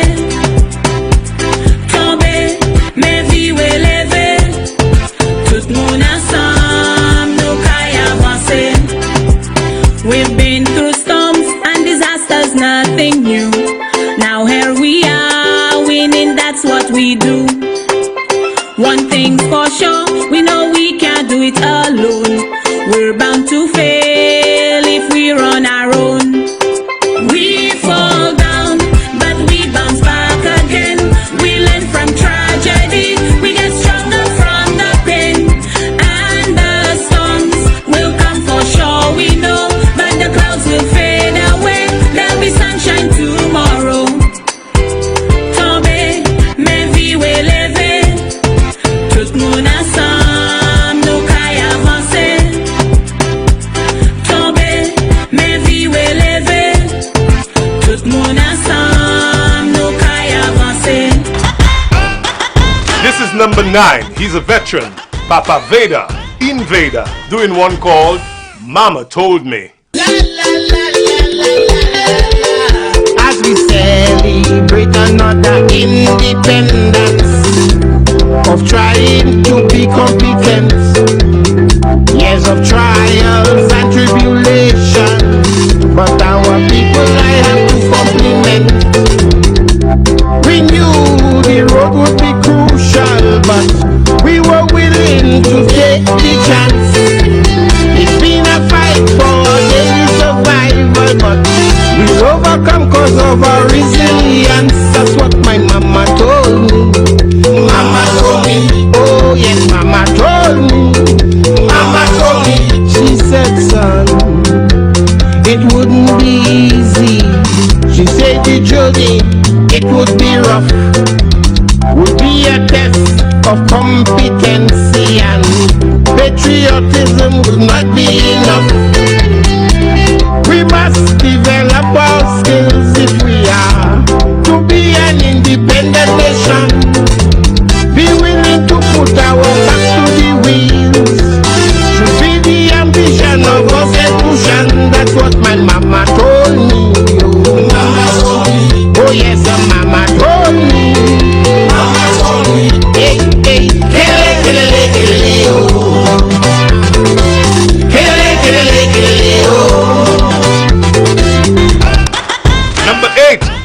veteran, protest educator, doing one called The Flag.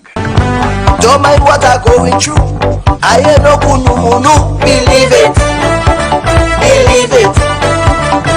Right here on this little dot, I live on my patriot. Believe it.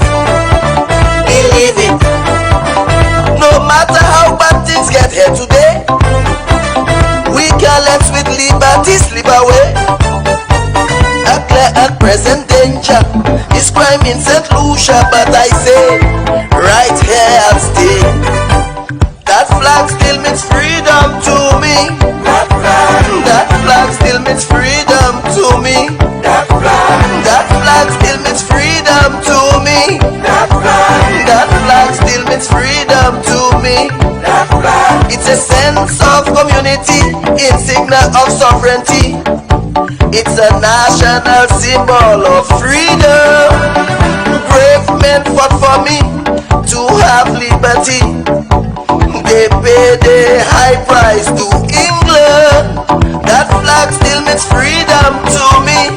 That flag, once that flag flying high, no crime I will not cry. That flag still means freedom to me. This is number 7, Joe Frandy Mason, doing one called Helen. Strong-minded we stand, but wavering we fall, and waste all her talents away. Can't you see it in the beauty of our people? It's her greatest resource. All our hopes, all our dreams, all the endless possibilities. She's a force to be reckoned with. It's just the beginning of a new way of life. Dear Helen, oh how I love you. Thank you for all we've been through, and every moment spent is a gift from God above. In Him we're strong, together we can. This is number 6, another veteran, 4-time Calypso monarch. His name is Wally, doing one called Stronger Together. Wally again, straight out of St. Lucia, patriot, ready to vanquish any adversity.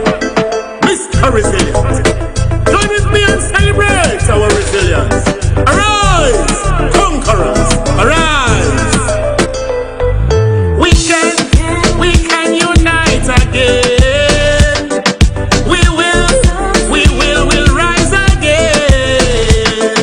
We can unite again. We'll rise again. We're always stronger together, in unity forward ever. Where there's a will, we will find a way. Yes, we can. Let's work for a brighter day. Brethren and sistren, the country is sick. Link up everyone to help it real quick.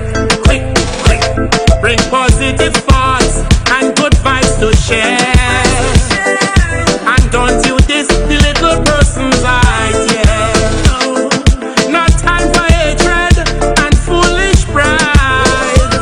To save our country, put differences aside. We are one strong people, let's sing with one voice. Let we come together, our only choice. We can unite again. We'll rise again. We can unite again. We'll rise again. Number 5 is Demetrius Duplessis, doing one called Stay On. Dreams of a nation, voice of a people.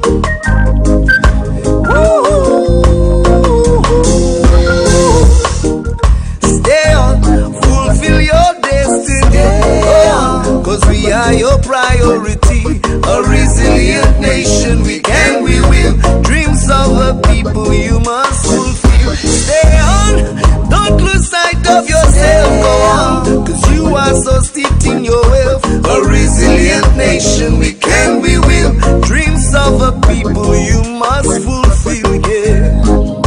Hey, hey. St. Lucia, can you hear me? This voice which speaks of your beauty. Yes, some days things can be so ugly. You don't need to sell your soul. You are so special in the world, rhythmic and full of energy.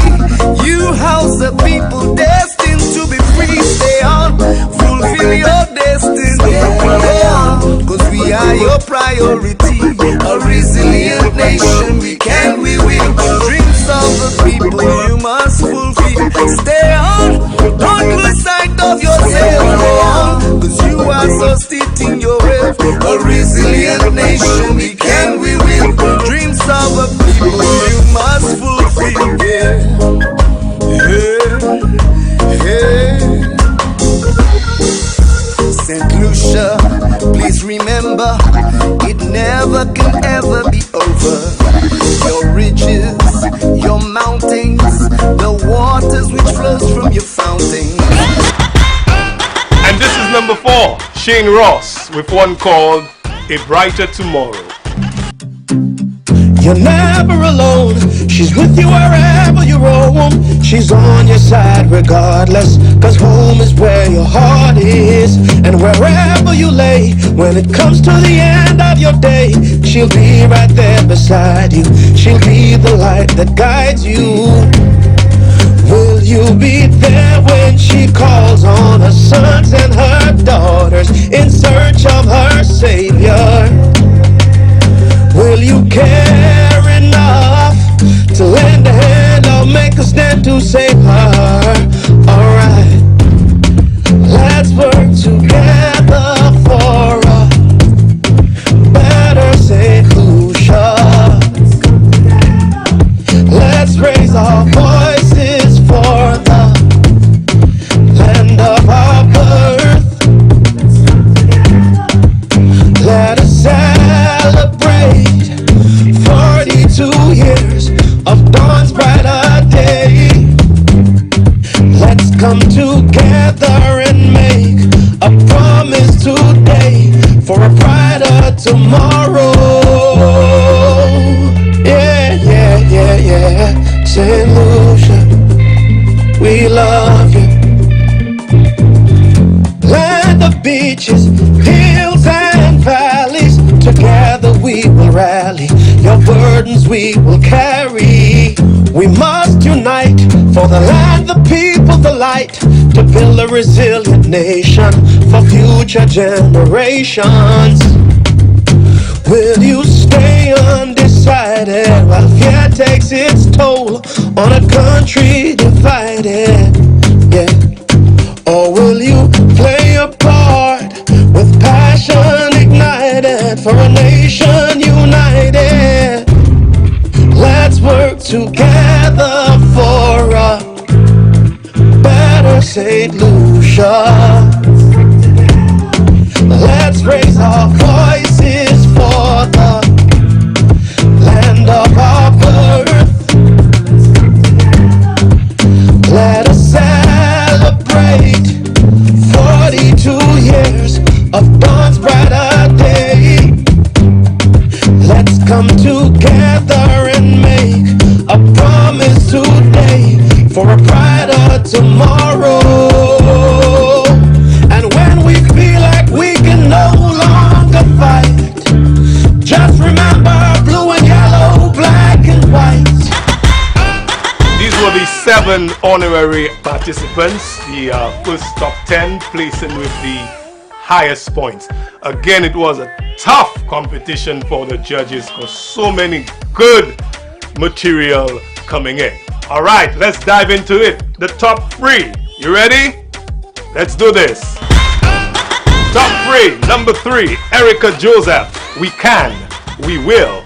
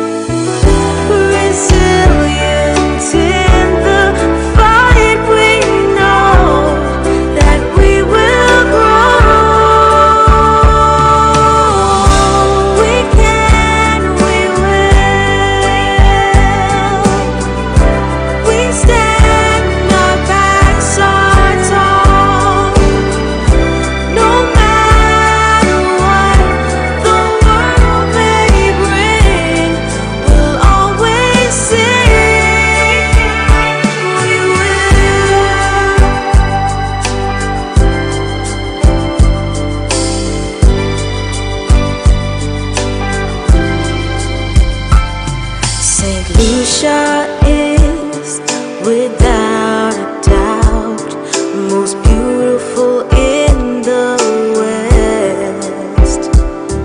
Its people shine in all they do, no matter what the test. In all our struggles, we don't let go. Resilient in the fight, we know we'll grow. We can, we will. We stand, our backs are tall.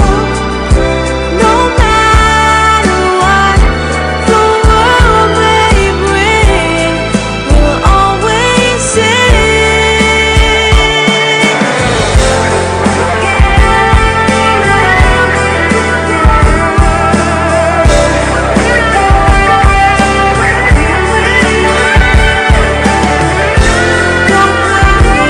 side in all we do.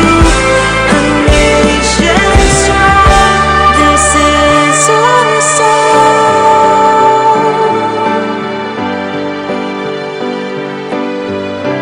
We stand, our backs are tall.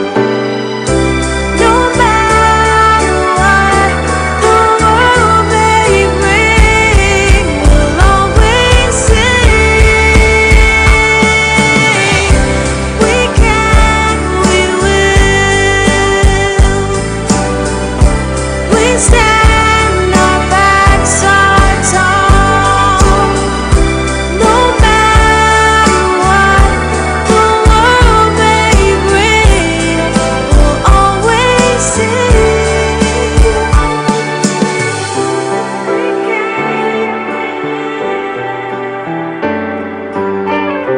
We stand, our backs are tall. No matter what the world may bring, we'll always And number 2 is a veteran singer, Mary G, doing one called Helen of the West. A resilient nation, yes, it can and we will break chains with a celebration and live your life at will. We're basking in our freedom, the strongholds of faith. That's why we're 75 grade. Music. Oh yeah, yeah. Sweet darling of the West. Oh yeah, yeah. Let we celebrate, yeah. Oh yeah, yeah. Sweet darling of the West. Oh yeah, yeah. Yes, we can and we will.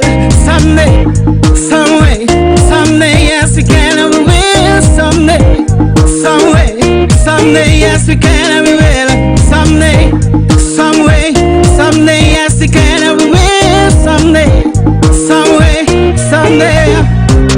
Oh yeah, yeah. Sweet darling of the West. Oh yeah, yeah. Let we celebrate, yeah. Oh yeah, yeah. Sweet darling of the West. Oh yeah, yeah. Now it's no mystery. My island brings out the best in me. Celebrating my history. For 100 years of slavery. Yes, for 100 years of bravery. Salty, sweet and savory. They tried but couldn't break none of it. A resilient nation. We can and we will. Oh yeah, yeah. Sweet darling of the West. Oh yeah, yeah. Let we celebrate, yeah. Oh yeah, yeah. Sweet darling of the West. Oh yeah, yeah. Sweet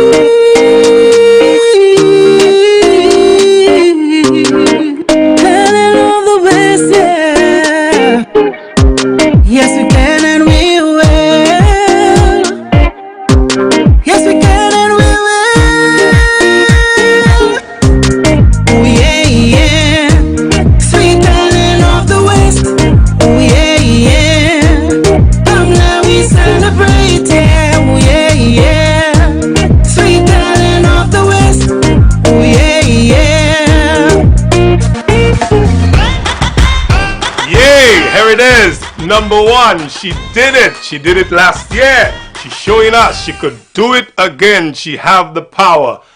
Queen of the pack. She is the song competition, independent song competition winner 2021. I call her Queen Minelle with a track called Bird Eye View. Brazilian, my nation, St. Lucia. They call me Amazona first color. Label me endangered, almost extinct. The national bird, I'm a treasure of St. Lucia. Beautiful array of colors distinct. I know I'm a sight to see, but I am so proud to be from this little island here in the Caribbean. You showed me such love and care over these 42 years. I shout from my nest, Helen of the West, you're the best. You're just like me, my St. Lucian people are independent and free. Gone are the times when nations are battled. Come celebrate with me, land of beaches, hills and the valleys. Independent and free, with unity anything we can achieve. Come celebrate with me, I'm flying and smiling over my land, a resilient nation. Yes, we will and we can. Yes, we will and we can.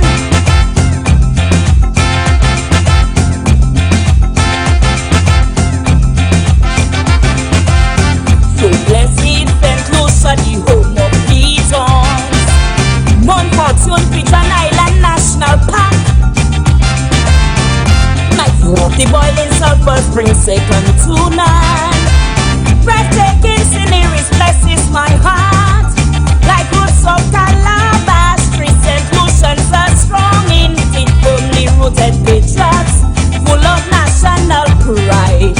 The rose and the margarita, cultural diversity, you stood every test. Helen of the West, you're the best.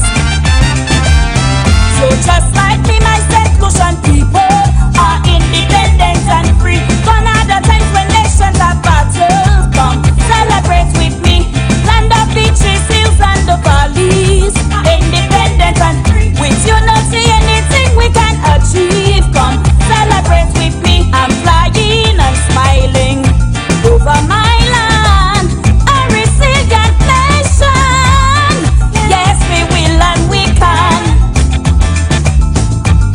Yes, we will and we can. Nation. Yes, we will and we can. Nation. Yes, we will and we can. Nation. Yes, we will and we can. Nation.